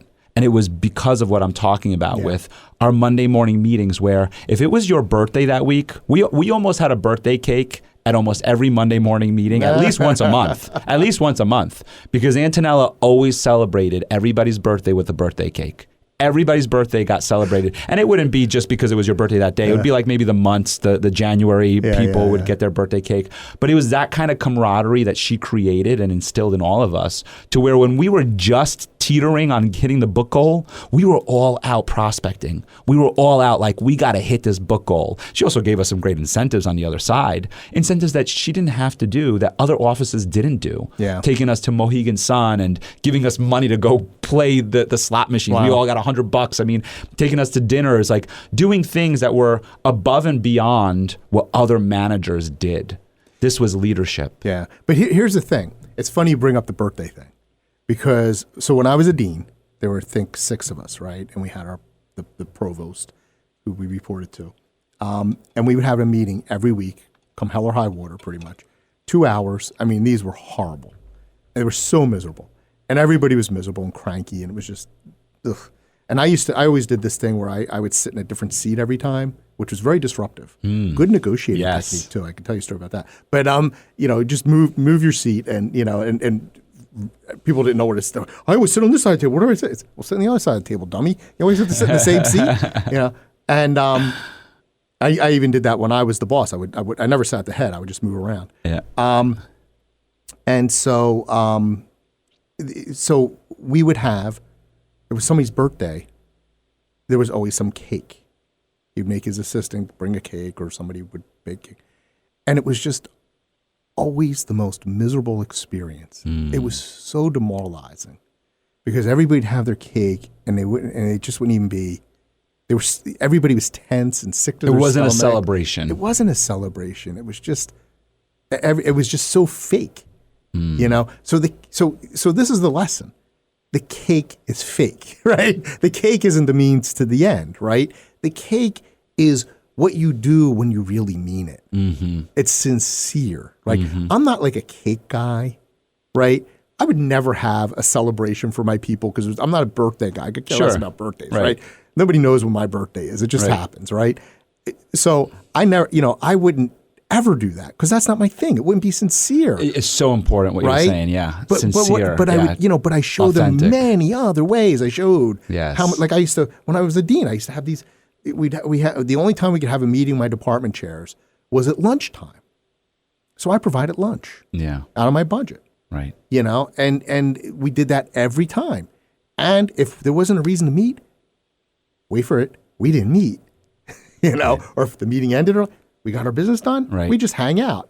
Right. This is your time. Relax. Eat your lunch. Enjoy. You know, it was like it wasn't about we have to have a 2-hour meeting every week. Right. And today is birthday day. Everyone commence eating the cake. You know, that's what it felt like. But you're 100% right. And I love that you bring that up and use that as an example because it has to do with authenticity. And that word is so used. And I like that you use the word sincerity because that is the true sign of a leader, right? Is that you're authentic, you're sincere. Is that for Antonella, she is a birthday girl, right? It was important to her. And that sincerity comes through. How does it come through? It comes through with what I was saying before about cold calling. How does it come through? It comes through in, we're not just doing a cake to do a cake. Right. We're celebrating. We're singing happy birthday. There's an upbeat to it. There's cake. There's plates. There's a conversation around it. There's a camaraderie that happens. There's conversations after. And with what you're talking about, we could see it, right? It's happy birthday, everyone. Here's your slice of cake. And now let's get to the numbers. And that shows right there that there's a lack of sincerity. The other thing that you brought up that I thought was also very important for people to hear is that when we talk about managers or leaders going the extra mile and having these incentives of, like I said, she took us to Mohegan Sun or to dinner, and you said it, I took it out of my budget and got lunch for them. I think what's important for everyone to hear is that when a leader buys lunch or takes you somewhere, they have a budget that they could use in so many different places. And the question between a manager and a leader is, how am I using this budget? Am I using it because, I want to see improvements in the office of like, I want better lighting for myself because I just think it'll be better, nicer? Or am I using it to do better lighting because it's going to help my employees? Well, it's not the best example because what I want to say about the budget is that they can use it in ways that don't benefit the employees. They can use it to buy more supplies on something, more copier paper or whatever it is, or they could use it to invest in the employees. And with what you said, is that you used it to invest in them in a luncheon, making them feel appreciated, maybe an educational seminar. I would take faculty and administrators to conferences, and they'd be like, the faculty had like a certain amount they were able to spend. They got like a little, it was at one school it was literally a budget. They actually got a little budget amount. Other schools it was like an award or something, and they could go to a conference. And this is very important when you're an academic, right? You need to go out and interact with your colleagues. And I would take them to conferences with me, right? Or I'd have a dean or something, and they'd be like, well, my budget, I don't have any more money in my budget. I'm like, don't worry about it. I got it. Come on. We're going to go. And, and I'd have my assistant, my poor put-upon assistants, set it up for them, so they weren't like sitting there playing games with it, trying to book flights and all this. What a waste of time. Right. She's great at this too. Let her do it. She's great at this. Yeah. But, so it was like I would use my budget all the time. Right. To help people. Because what else is the money for? To invest in them. What else is the money for? Your entire being. It's not about the money. Your entire being, when you're a manager of any kind, is to invest in your people. Your job, your sole job, is to make them better at doing theirs. Yes. Yeah. Right. And that's back to your thing of the differentiation of manager versus leader. A manager is looking at their budget saying, where can we cut the budget? Where can we use it so that it's used in whatever the facilities or the operations or whatever? a leader is looking at it going, how can we reinvest in our people? Right. And if the better lighting is reinvestment in our people, then great. Of course. But how do we invest in our people? And I think that that's another thing that we get out of, when we go back to the whole lowballing of salaries and all the rest is it's a lack of investment in people. And that is really, really important to understand as a leader is that, like you said, we're there to invest in our people. Yeah. I'll tell you a story about the college I was in Kentucky and that other vice president who had an academic piece. But she, for some reason, she had IT under her. And I never understood that because she knew nothing about that. We had a big nursing program at that school. And nursing is it's licensed, it's this and that. They have to jump through all these hoops. There's a lot to it. It's a lot to it. And they had this exam they have to take, a very high-stake exam called an NCLEX. And this could make or break your program. Like if your pass rate drops too low, they can pull your accreditation. You're done. Mm-hmm. Done, right? So this is a very, very, very big deal. Well, the NCLEX was done online, right? So it was you had to have a computer. Well, this building that the nursing school was in had atrocious Wi-Fi. So the students would try to take the exam and it would be shutting down. It was problem to problem. And so I said, well, I have an idea. I know I'm going out here on a limb. Why don't we get better Wi-Fi in that building, right? Well, that's going to cost money. Okay, losing the nursing program would be a bigger loss of money, don't you think? How much could it cost? It's going to cost $8,000, I was told. It's not going to cost $8,000. There was already Wi-Fi. It was not going to cost $8,000. So I don't even remember how I did this, but I pulled in the head of IT and had a meeting with him, with the nursing dean. And I said, and at first he was kind of like, well, or we're going to have to do this, we're going to have to do that. And finally, he was a good guy. He was a really good guy. He just finally said, it's going to cost $3,000. And I said, I got that in my budget. And the nursing dean says, I got that in my budget. And then he says, I got it in mine. The whole time they're telling me, I'm sitting there in a meeting with the other vice presidents, and somebody's like, well, why don't we have the nursing students go from this building to this building where there's better Wi-Fi during the middle of the day so they can take the exam doing this? It was like, what? Like, what are you talking about? This is like we're going to move the students around. You're not investing in the students. Right. Oh my God. What are your values here? Right. What are your values? Right. And lying about how much it was going to cost was a whole other thing. Right. I forget what the amounts were, but but it was like, I'll never forget him just saying, I've got that. Yeah. Got that in my budget. I said, wait, you have a budget for improving Wi-Fi on campus? He goes, yeah, that's a budget line. His boss had lied. Of course. In front of everybody else, lied. Oh my goodness. Blatantly lied. Yeah. Or was grossly mistaken and should not have talked. Either one, right? Both were probably true. Doesn't matter. Both were probably true. What she said was untrue. Yeah. This is why I love doing this show with people like you, where we meet at a networking event, and there's something about chemistry there. We didn't talk much, but I sat through your presentation. And I remember when you were done, I was just like, I got to talk to that guy. It was just something about you, and you and I talked for a little bit afterwards. I remember I accidentally hijacked your computer. Yes. But I think we also ended up missing like the closing remarks because you and I were stayed back with one person, but there was a good chemistry between us, and I'm very fortunate now with this show, and I really, really am appreciative, and I hope everybody who's listening is appreciative of this, in that I no longer have to go out looking for guests. It's really, really wonderful. When I started the show, I had to work really hard. I hate to say it, spamming as many people I knew on LinkedIn to come on my show. Yeah. And I'm at a point now where I get offered a lot of people. I have a couple of PR agencies where, I'm very grateful for you PR agencies who are out there listening right now for sending me your people. I'm very grateful for that. So what's really nice about this is it removes the pressure from me to have to find people and search for people. So what I'm getting at is what's nice is when I meet someone where I'm like, I feel like you'd be a great guest for my show. And they follow through, because some people don't follow through that I say that to, and that's okay. They still would be a great guest if they do follow through. and they follow through, this is the kind of conversations that I love to have, where it's not just about your product, it's not just about your services, it's these stories that we got to hear today. It's this relationship that you and I have built in these 2 hours together, and will continue to build, and in our previous conversations.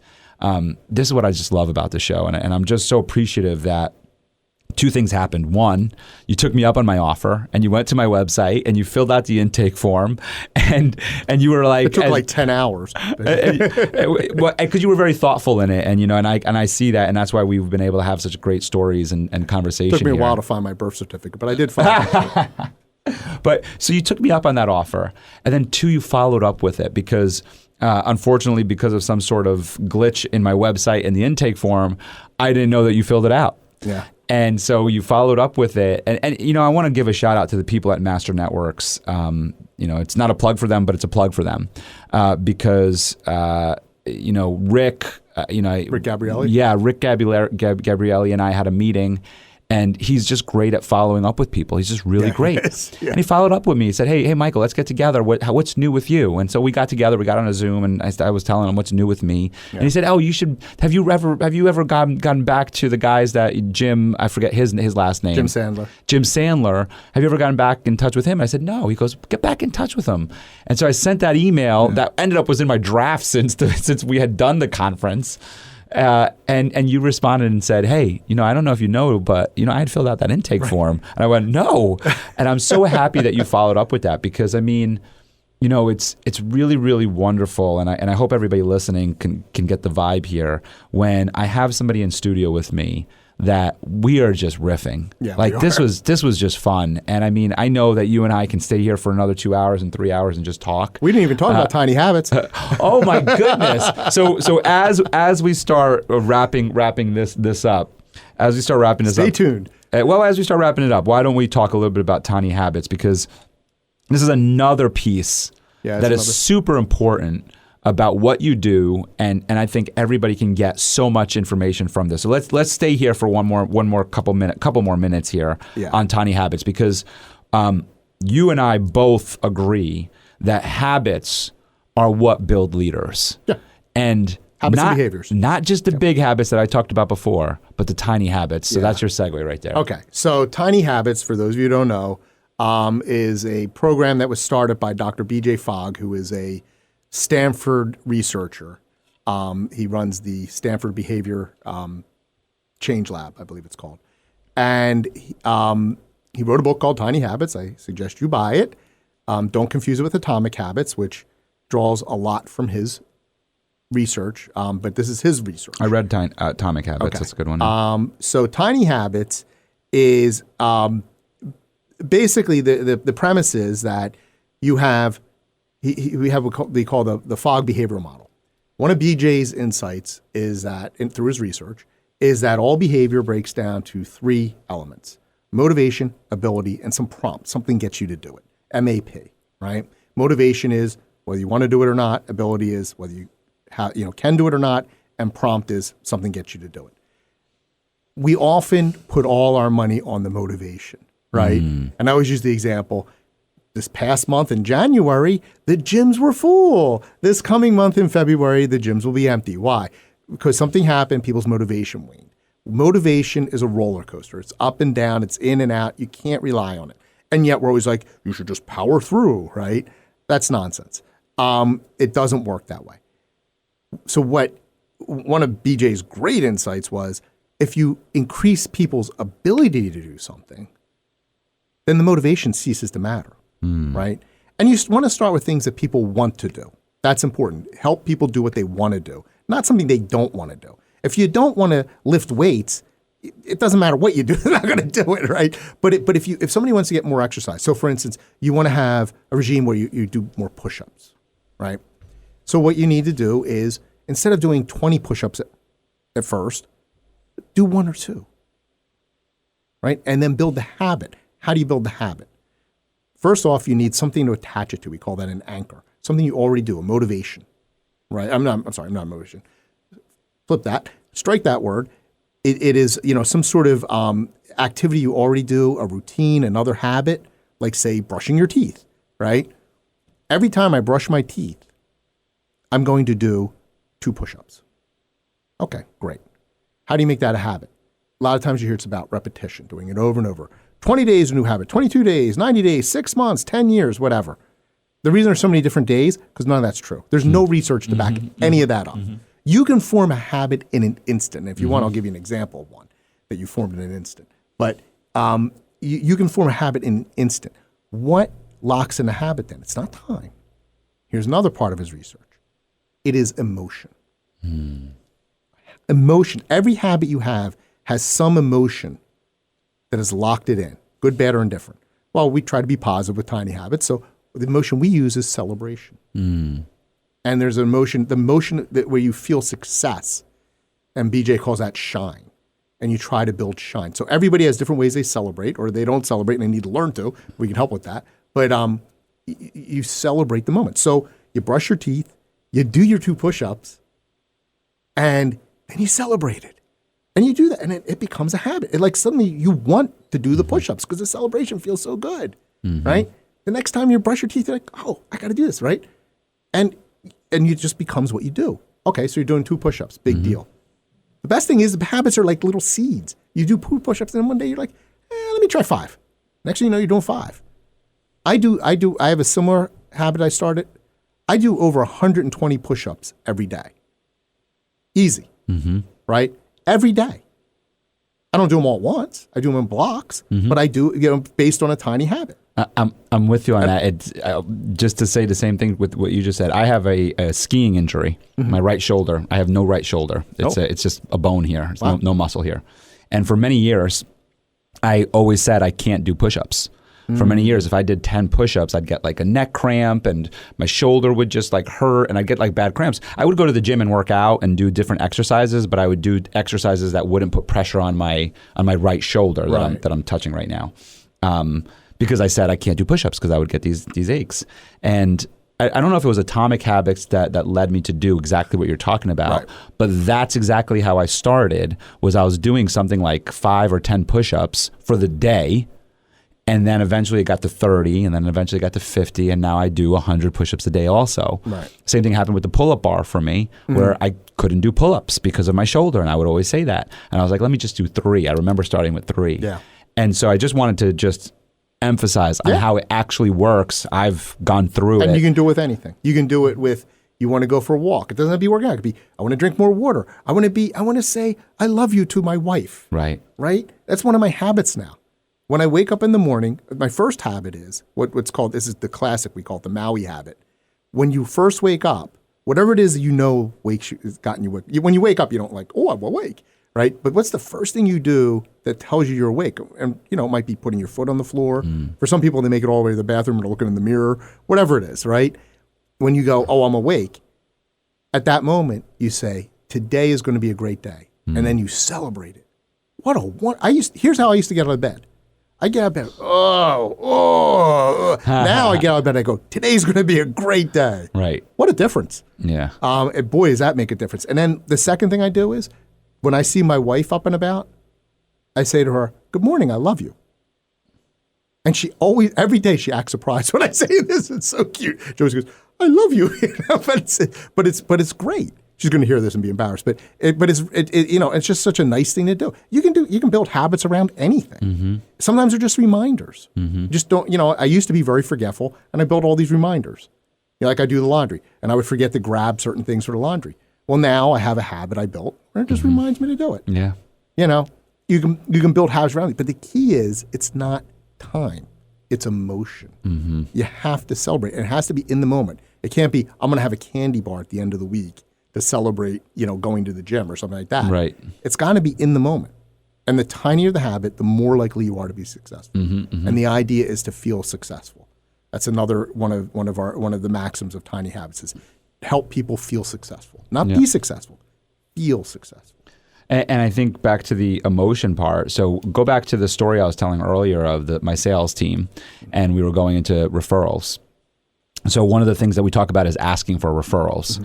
And in sales, the salesy way of asking for referrals is to say to someone sitting across from you, is to say, are you astute with sales, at all, or no? No. No, you're not. Okay. So the typical thing that I don't even buy things. No, there you go. The way that we're trained as salespeople, or that I was trained as a salesperson, is after I close the deal with you, is to say, okay, Jim, here's a piece of paper and a pen. Could you go ahead and write down 3 people that you think could benefit from my service, or that you'd like to introduce me to?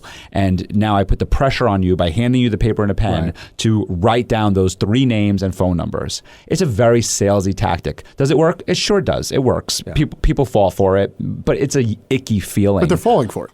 Yeah. It's an icky feeling and all that stuff. So nobody really wants to do this. And so I don't want to encourage my sales team to do that, and they don't want to do that. But back to your tiny habits, and why I want to just bring up this emotional piece, is what I said to my team is, what would you be comfortable doing? And one of them said to me, his name's Jim too, by the way. Jim, there's a lot of us. Jim said to me, he's like, I've been doing this for 30 years and I never asked for it. I said, we did a whole training on what's holding us back. We do trainings on Mondays on all the different coaching stuff that we enjoy, you and I. And anyway, we did that whole thing. I'm just going to expedite it to where I'm going with this. And he said, I don't mind telling people to just tell their friends and family about what I do. And I said, great. I'm going to the emotion part with this, why I'm bringing this up. I said, Jim, what if we did this? What if after every single call you said to someone, hey, if you're happy with everything I did, could you just tell your friends and family? Would you feel comfortable doing that? He said, yeah, I would. I go, do you do that every call? He goes, no, I don't. I said, start doing that every call, right? And he says, yeah. I said, just sprinkle the seed, just as if you take a sunflower seed and just throwing it out. I'm not asking you to put the dirt on it. I'm not asking you to water it. I'm not asking you to go the extra step, the extra mile. Yeah. Just do that. But here's what I want you to do when you do it. I want you to tell yourself that you just asked for a referral. And I want you to put it in our team group chat that you just asked for a referral. And I promise you that if you put that in a group chat, we're all going to give you the smiley face and the emojis. That's what we do. We'll put like the fun emojis. And he said, cool. And he did it. Wow. And he said, I'm 1 for 1 today. And I said, awesome. And excellent. I put a thing in there. And it's been going. The point that I'm making here in what you just said is it's the emotion. It's, no, he did not ask for a referral. In all truth, right? If we were to just really break this down, by him saying, hey, if you liked what I did for you, please tell your friends and family, you didn't ask for a referral. Yeah. But emotionally, if he believes in his mind, which we talk about neural pathways and coaching and all this other stuff, if he implants in his mind the emotion of asking for a referral, in his mind, he's setting the tiny habit of after every call, he's asking for a referral. And eventually, he'll feel more comfortable to say, hey, Jim, if you like what I did for you, do you have someone that you could maybe share my contact card with? And then he'll go to, hey, Jim, if you liked what I did for you, could you please share a friend or family's name with me? Right. And he'll do it in an authentic way. Right. Not in a salesy way. And what you're doing there is you're helping him feel successful. Feel that emotion of success. That's why I wanted to bring that up. That shine is key, right? Feeling that emotion, it's a wonderful feeling. Right. And it doesn't have to be a big thing. Right. It's an emoji in a group chat. So what? But right? that's exactly. what makes you feel good. Yeah. It doesn't have to, and this idea of like, oh, at the end of the week I'll reward myself, or at the end of the quarter you'll get a reward. That doesn't actually work. Right. It doesn't actually work. People aren't motivated by that in any real way. Right. But when you want something fundamental, I think that's cool. Yeah. I have a theory. I don't think it's been studied that when leaders praise people with sincerity, that can help people feel shine and actually helps build habits. It's interesting. But you can do this around. You can do it around your limiting thoughts, right? When I have a limiting belief come up, I tell myself, "Oh, I'm not worthy." I can build a tiny habit, right, where I say, "No, I am absolutely worthy," and then celebrate it. And it helps build the habit of knocking that limiting belief away. You can do these sorts of things. You can also unravel habits. I used to bite my fingernails horribly. I haven't bit my fingernails in years. Ever since I found tiny habits, I figured out a way of unraveling that. Yeah, I don't bite my fingernails. Tell us about that, the unraveling, because that is, I wish you wouldn't ask that. That's a tough one. well, that's one of the things that I speak about in my training. So in my trainings, I talk about creating productive habits, right? I talk about we all have habits, and we have habits that serve us and we have habits that don't serve us. Right. And when I talk about learning new things and being a leader and an entrepreneur and a better communicator, I talk about adding productive habits. And the only way to add a productive habit is to eliminate a habit. And I'm saying that without any backed research, but I'm saying that because I want to respect the fact that we're all busy. Right. I know that I'm using it in a different context than what you talk about. Yeah, right? it's a little bit different. I respect the fact that we're all busy, that we have families that we're taking care of, that we have jobs that we're doing, that we have entertainment that we want to have. So I respect that. And what I ask the people that I work with is, out of all of the things that you're doing throughout your day, what's something that's not serving your higher purpose? What's something that's not pushing you closer to your goals? One thing. And if instead of doing that one thing, you can do this productive habit to what you're talking about, if you could just insert that there, then it's not about asking you to create more time. It's asking you to just remove something. But that removal is difficult. And that's why I ask you that question. Yeah. So, it's very difficult. I mean, first off, tiny habits, they start out so small, and sometimes they stay that small, like the Maui habit, right? Yeah, it's a great day, no big deal, right? But they're so small that it's like having to offset it with something doesn't really matter, right? Because it doesn't take up any time. But in terms of now, BJ Fowle calls it unraveling habits. We talk about breaking habits, and he says we don't break habits. We unravel them. They're actually very complex. There's no one way. In fact, I think it's in his book, Tiny Habits, I think it's chapter 8 is all about unraveling habits, right? Like there's a whole chapter. And it is very complex. I'm not going to get into it here because there's a lot to it. But sometimes the simplest thing to do, if someone has a habit they want to get rid of, they want to unravel somehow, sometimes it works if you get lucky. And this actually happened with my fingernails, is you replace it with another habit. So with my fingernails, I replaced it with the habit of every time I put my fingers near my mouth, I pull them away. Yeah. And I celebrate it. And that actually worked. Now, why that worked, I guess, whatever. But how simple, right? Right. Super. It's that's not always it's like common, silly right? simple, right? Right. But it's not always common that it works that easily. Sometimes you have to go more into what's behind it, and there's a whole there's a lot. Well, it's like you said, what's behind it? That goes back to motivation, ability, and the prompt, right? The prompt is you're putting your fingers in your mouth. What's the motivation to you not wanting to chew your fingers? Well, I was motivated not to want to, but I'd done it for so long, it was a habit, and it gave me some sort of satisfaction. But when I just replaced it with this other habit. But why didn't you want to bite them anymore? Because I was learning to play ukulele and you need fingernails. So motivation. Yeah. And also it was ugly and I was sick. I tried to quit many times. So you had a motivation. Yeah. So you got to have that. You just said that, right? You have a motivation. Yeah. You had the ability, right? Because you have the ability to move your hand away from your mouth. Right. But motivation isn't trustworthy, right? So with fingernail biting, you're doing it unconsciously. Right, you're not always thinking. Well, I'm doing my finger. I'll challenge you. Are you doing it unconsciously because it's a habit, though? Because a lot of habits are unconscious. Yeah, right? Absolutely. So Absolutely, yeah. And but when I replace it with a conscious habit, right, putting the fingernails near my mouth, not biting the finger, putting them near my mouth. Oh, you were intentionally putting them near your mouth. No. Oh, okay. What I'm saying is, instead of saying when I bite my fingernails, I'm going to pull my hand away. I'm already biting them. Right. It's too late. I'm already enjoying. That's reinforcing the habit. Whatever satisfaction it gave me, it's pretty sick when you think about it. Whatever satisfaction it gave me was it was there, right? They're already in my mouth. I'm chewing away. I'm gnawing away. But now, what a weird thing to talk about. Now, I was just putting my fingers near my mouth. I pull it away, right? So I don't even get to the habit of biting them. Yeah. And so it eliminated the satisfaction. Right. So it had really nothing to do with the motivation. Interesting. The motivation is what got me to create the tiny habit. So for me, let's have you dissect me for a second here. Then one of the habits that I've been working on eliminating, and I've been successful at, but there's like a little one that I still make an excuse for. So I'm successful in the sense that I don't go on social media at all. I don't go on social media. A lot of people, did you see this post? No, I didn't see the post. Unless you email it to me or text it to me, I typically don't see it. As a former English professor, I have to point out the irony that we are on social media even as we speak. But go ahead. Even as we speak, we got the YouTube going right now. I'm posting about this on social media. I have a LinkedIn Live on social media. So stay away from social media, folks. But 100%. And here's the thing. So, and we're going to get into the habit, but real quick in terms of this is use social media, but don't consume it. Which is the habit that I'm talking about breaking here. No, I get it. Yeah. It's use it, but don't consume it, right?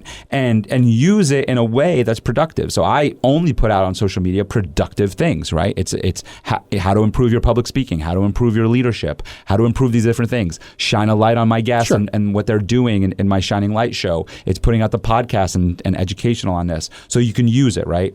And so I don't go on. In all honesty, I go on to see where my post is, how it posted, what it was. Sure.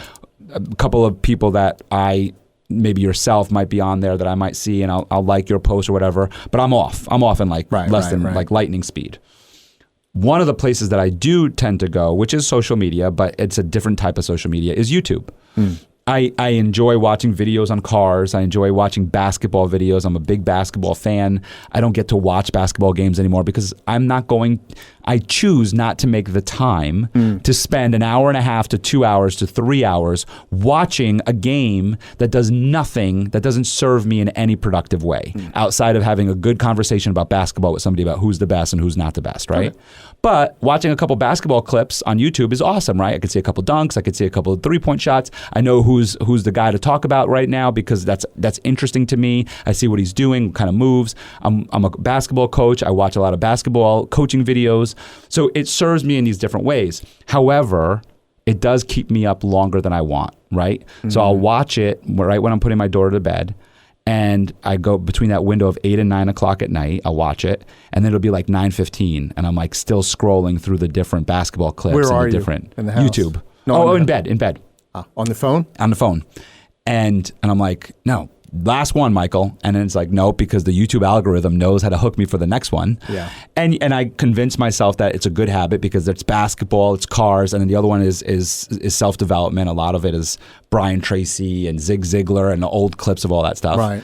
So I convinced myself this is good for me. Right.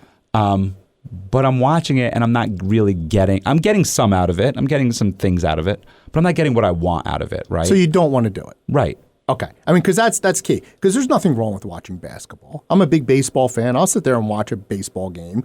I enjoy it. It's why not? I'm an old guy. I can watch baseball. But the in terms of like, if you don't want to do it, right?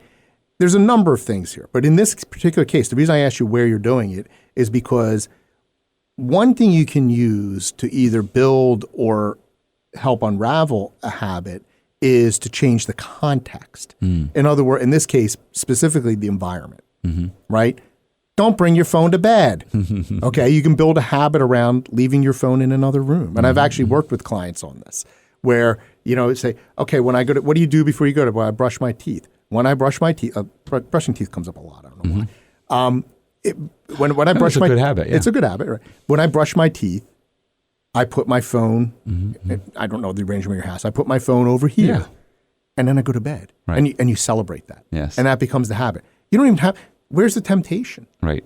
I've had clients who, like, they wake up in the middle of the night and they're checking their phone, or the first thing in the morning, they're scrolling, and they're lying in bed for half an hour, and then they don't go work out because now they don't have time, right? These kinds of things.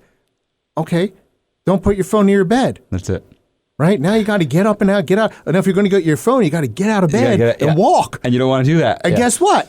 By then you can go, what am I doing? Right. You could ask yourself, what I love that. What I will say is that is where I find my entertainment for myself throughout my day. And what I have done, so part of this was what should I do if that's what I want to eliminate? But what I have done, and my motivator right now, is I have a conference coming up, and so I'm preparing for it. And one of the things I'm doing to prepare for it is I'm reading a book on original thinking. It's called Originals by Adam Grant. Sure, yeah. And so what I've done, it's actually on my phone, but what I've done is I set a timer of I got to read for 20 minutes every night. And if I want to watch my entertainment, that's fine. If I want to go through my YouTube videos, that's fine. But I also have a time limit for when I want to go to sleep by. Yeah. And I need to meet that time limit. And I also need to meet my 20 minutes of reading. And so it just means that I have to make a decision. And so I've Go to forced bed earlier. well, I've forced myself to where by 8:40 or whatever it is, I got to be off and I got to be reading, or I got to do it first, vice versa. Okay. So I've done that. That's one of the ways that I've done it, is where I've given myself these like restrictions. Yeah. I mean, the other thing is don't do it in bed. Yeah. That's another possibility. I mean, this is the thing. You can alter your context. Yep. And that is, just change the environment. You don't want to eat junk food? Don't put junk food in your house. You want to eat more veggies? Buy more veggies. Stock up. Or if you have to have junk food in the house because the kids want it and you don't want to disappoint them. Okay, make it really hard to get to. Put it in the back of the cabinet, so you have to move like 5 things. My wife has me hide the junk food. Yeah. Right. Because I'm fine. Like I fast. Oh, you hide it from the kids. I hide it from everybody. Okay. Because I fast. Okay. So it doesn't bother me. I could walk by a plate of pizza right now. I'm not eating till 2:00. Okay. So, and I love pizza. Actually, I had a Toastmasters meeting at this really cool pizzeria the other day, and Toastmasters is at noon. Mm-hmm. On Wednesdays, we meet at noon. And we had it at this really cool pizzeria, brick oven pizza. The pizza came out, it was gorgeous. It was just like, that nice little burnt crust, the beautiful, if you like pizza, you know what I'm talking about now. And my cholesterol count doesn't, but yeah. And we had the Toastmasters meeting there, but I fast. So I could smell the pizza, I could see the pizza and all that stuff, but I'm like, I don't eat till 2, so I'm not having any pizza. Okay. I said, but I'll come back here with my wife. But most people don't see, you're motivated, right, by your That's fasting. where I was trying to go with the reading at night is I'm motivated. So my habit about watching it, I really, I wanted to give it to you as an example so we can get the phone out of the room. But I don't have a motivation to really stop doing that because I actually enjoy it and I want to do it. Well, right? that's a whole... Right. I wanted to bring up that example, but the motivation In is Tiny key. Habits, we help people do what they want to do. Right. It's about the motivation. And I thought, and that's exactly, you got to exactly what I wanted, which was change the context, which I think is very important. And right now you're talking about changing the motivation. Yeah. What I suggest you do if you want to learn more about Tiny Habits, the book is great. It's not an easy read. It's complex stuff. This is really heavy duty stuff, especially chapter 8. But the best thing to do is go to tinyhabits.com, and you'll see at the top it says 5-day program. I used to coach in this program. It's a free program, and in 5 days you will develop 3 new habits. Tiny habits, but 3 new habits. Mm-hmm. And you work with a coach. It's all done by email and automation. And people are like, I don't have time to do that. I always said to people, if you spent over the entire week 45 minutes total, I don't know what you were doing. Right. It's really easy. Like this will not take up any more of your time. And there's people who do it over and over. When I used to coach it, there was this woman in Japan who used to take me over and over, which was great. She was wonderful. I love working with her. But it was all done through email. I always used to offer a Zoom session too if people want that, and every now and then somebody take me up on that. But and you can do it as many times as you want. It's free. They don't steal your information and spam you or any of that kind of stuff. Because the idea is that we want people to understand that here's the key: you can develop your skills of change. Mm-hmm. That's the idea. That's what we're about. We're trying to develop people's skills of change. I learned I could change late in life. I didn't think I could.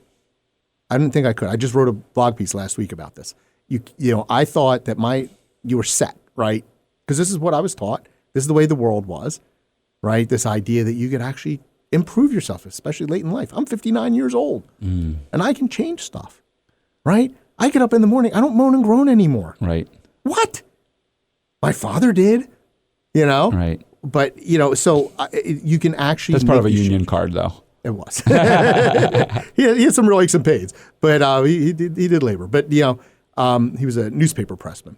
And so, you can change. You must change. Change is going to happen. Right. And it's whether you have some sort of say in the matter. Right. Or not. Right. And if change is forced upon you, can you surf it? Yes. Right? Like a wave. Yeah. And if there's something you want to do, how do you choose to change? Yeah. I think Those are great. And, two things for you in terms of what you just said. So one, the toothbrushing thing, it's interesting that you brought that up so many times. I actually bring it up in my workshop about brushing your teeth, because when I talk about habit setting, because what people don't realize about brushing your teeth, what we're talking about, everybody that's hygienically sound here, right? Like everybody brushes their teeth every day. Raise your hand. Yeah, everybody's brushing their teeth every day.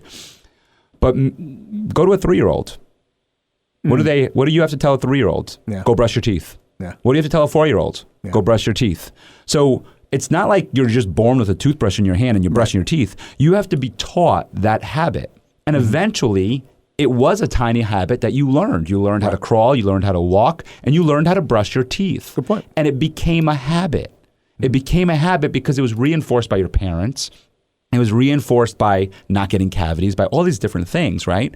But eventually it became a habit. So I always try to remind people of that when we talk about, because I kind of teach tiny habits, I guess, in a way, but I didn't know that. When I talk to them about replacing the negative habits with the productive habits, I talk about brushing your teeth, is that once was just a small little habit that you did, that you had to be reminded of, and that you do today. And the other one I want to talk about quickly with what you just said about age, when we talked about Queens College, and I said my parents are graduates. Yeah. I had mentioned to you earlier on. So my father's 75 years old as we record this podcast today. And he's 75 years old, and he just re-enrolled in Queens College. He's retired now, and he re-enrolled for 2 courses. And I got to tell you, I spoke to them on my ride in here. I always call my parents every once in a while before I come in. And I was on the phone with my mother, and she's talking, and I just hear him in the background jumping around, just talking, just yapping away. That's what he does. I love it. And she goes, yeah, Leonard over here, my father, Leonard over here, I can't have a normal conversation. I said, well, that's what you get for dating a college boy. No, that's great. I mean, that's a wonderful example too. Of I'm thinking a lot about aging lately. A lot about aging. My wife just retired officially. She's a law professor. At the end of this semester, she is done. She's starting her own business. She has a business where she helps people she coaches people who are looking to retire and helps them. She's a yoga instructor, so she trains them in yoga, but she also gives them other services as well. Kind of transition, yeah. Yeah, and financial and whatnot. She hooks them up with people, but it's a great program. Look it up, Marie Ann Sennett. And so we'll have her on. Yeah, okay, that would be great. Well, then you'll be like, why did I ever have that other guy on? Man? No She's way. amazing. Everybody loves Marie. It's funny, people like me, and then they meet Marie, and it's like Jim's off to the side. But so I've been thinking a lot about aging, and I just watched my father go through hell. My mom died in 2020, 85. My mom did yoga right up to the bitter end, pretty much. She was in better shape. Like, you wouldn't believe this woman was 85. Wow. And then she got nasty form of cancer and was dead pretty quickly. And then my father, and nobody expected, least of all my father, for my father to outlive my mother. No one. And my father was in chronic pain for decades. Just from doing hard hard labor. When you're pressman, you're lifting. It's skilled labor, but you're lifting heavy things of paper and all this. And his knees were destroyed. You're on your feet the whole time, and so he suffered a lot. And he didn't do himself any favors either. But he just thought like suffering was it. This is what you do. You just suffer, and then eventually you suffer more, and then you suffer more, and then you die. And that's what happened. He died last March. So But I was very close to him, particularly at the end.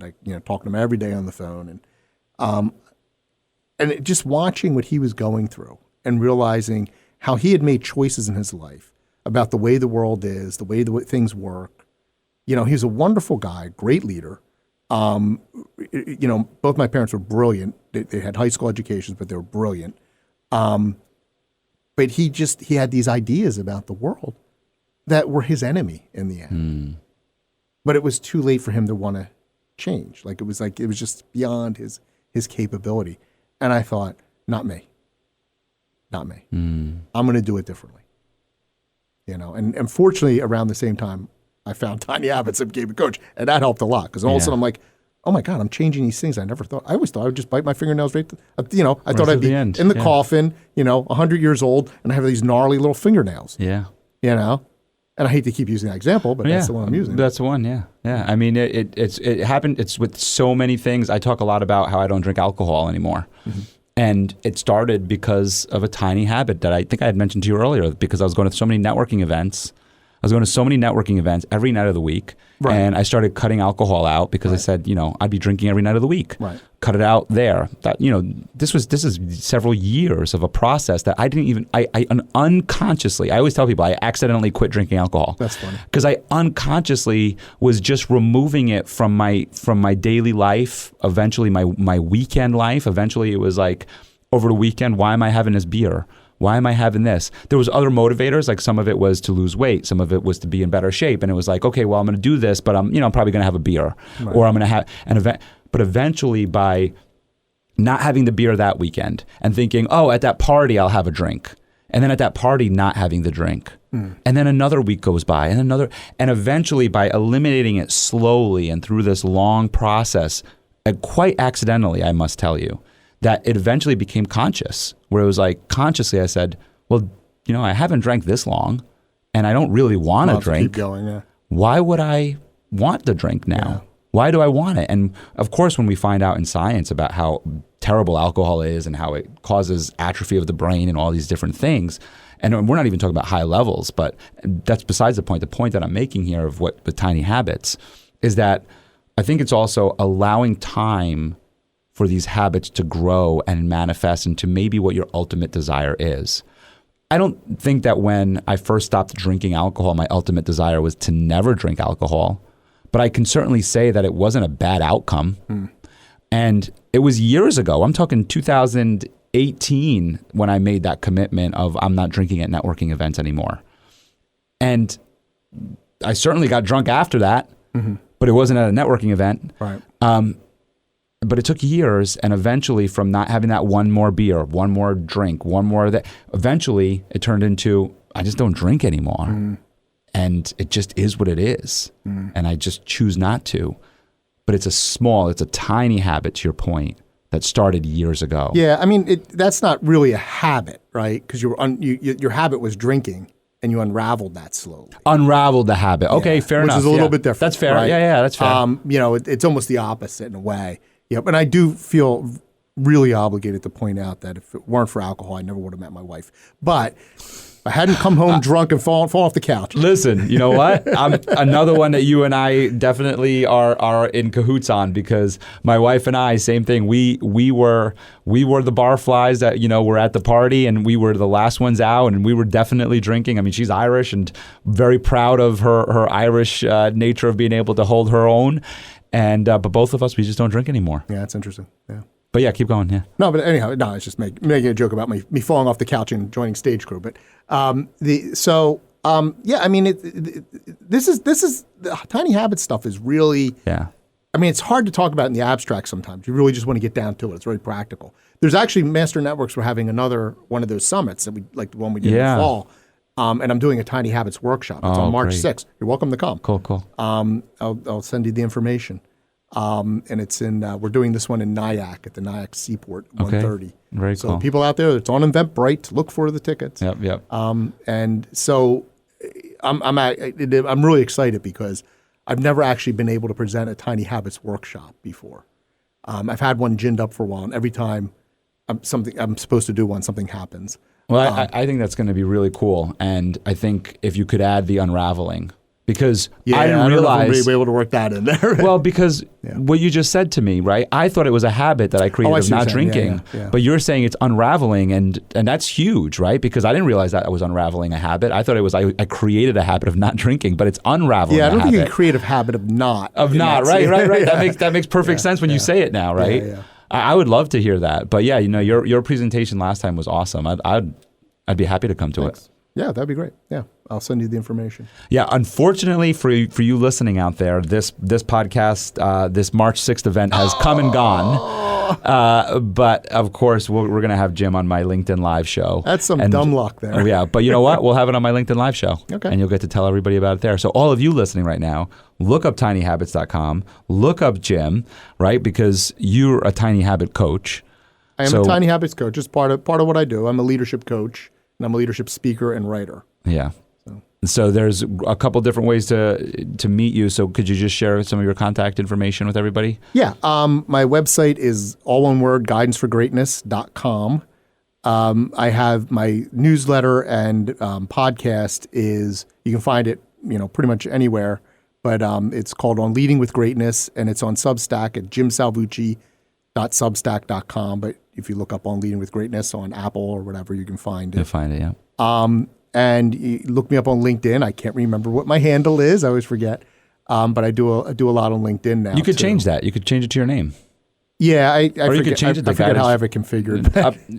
You forget how it's configured. Yeah. But Jim Salvucci. Yeah, I think it's Jim Salvucci, PhD. You'll find him. He's the first connect with me now. Yeah, that's right. That's right. You'll find him, and you'll be on my LinkedIn live show, so you will have been up on when you all hear this. And then for all of you listening, this is also not just being recorded in the iHeart Studio, but we're also recording live on YouTube. Very so exciting. The video is up on YouTube I've already. never been live on YouTube that's it. before. Yeah. Hello, YouTube. Everybody. Hello, there you go. There's the camera there. Hello, everybody. Whatever it is. Yeah. We're like the people at the Jumbotron, waving at the Jumbotron. We're The camera's over here. Let's get the kiss cam on. But no, this has really been a pleasure having you in studio and getting to chat with you and getting to know you on a deeper level. Sharing our stories of high school. I really enjoy it, yeah. Tiny Our habits. debauchery. Oh, my goodness. My shameful stories. By the way, I just remembered one more thing about my website. If you go on that and you sign up on the website, I just had it put up today is my new giveaway. Okay. So I have something called the Transform to Greatness Toolkit. Very simple. It looks like it's long, but it's actually it's just laid out in a big way. But it's just 5 things about how to become a better leader. Just 5 points. And each one, I give a tiny habit recipe. Awesome. Well, reach out to Jim if you want to become a better leader.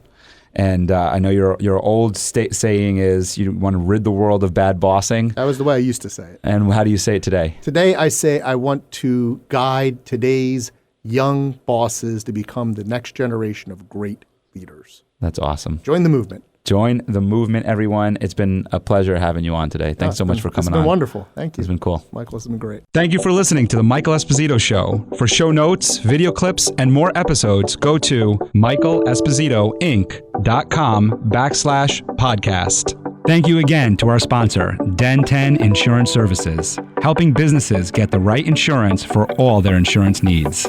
Visit den10.io to get a quote. That's DENTEN.io. And remember, when you buy an insurance policy from Den 10, you're giving back on a global scale. This episode was produced by Uncle Mike at the iHeart Studios in Poughkeepsie. Special thanks to Lara Rodrian for the opportunity and my team at Michael Esposito Inc.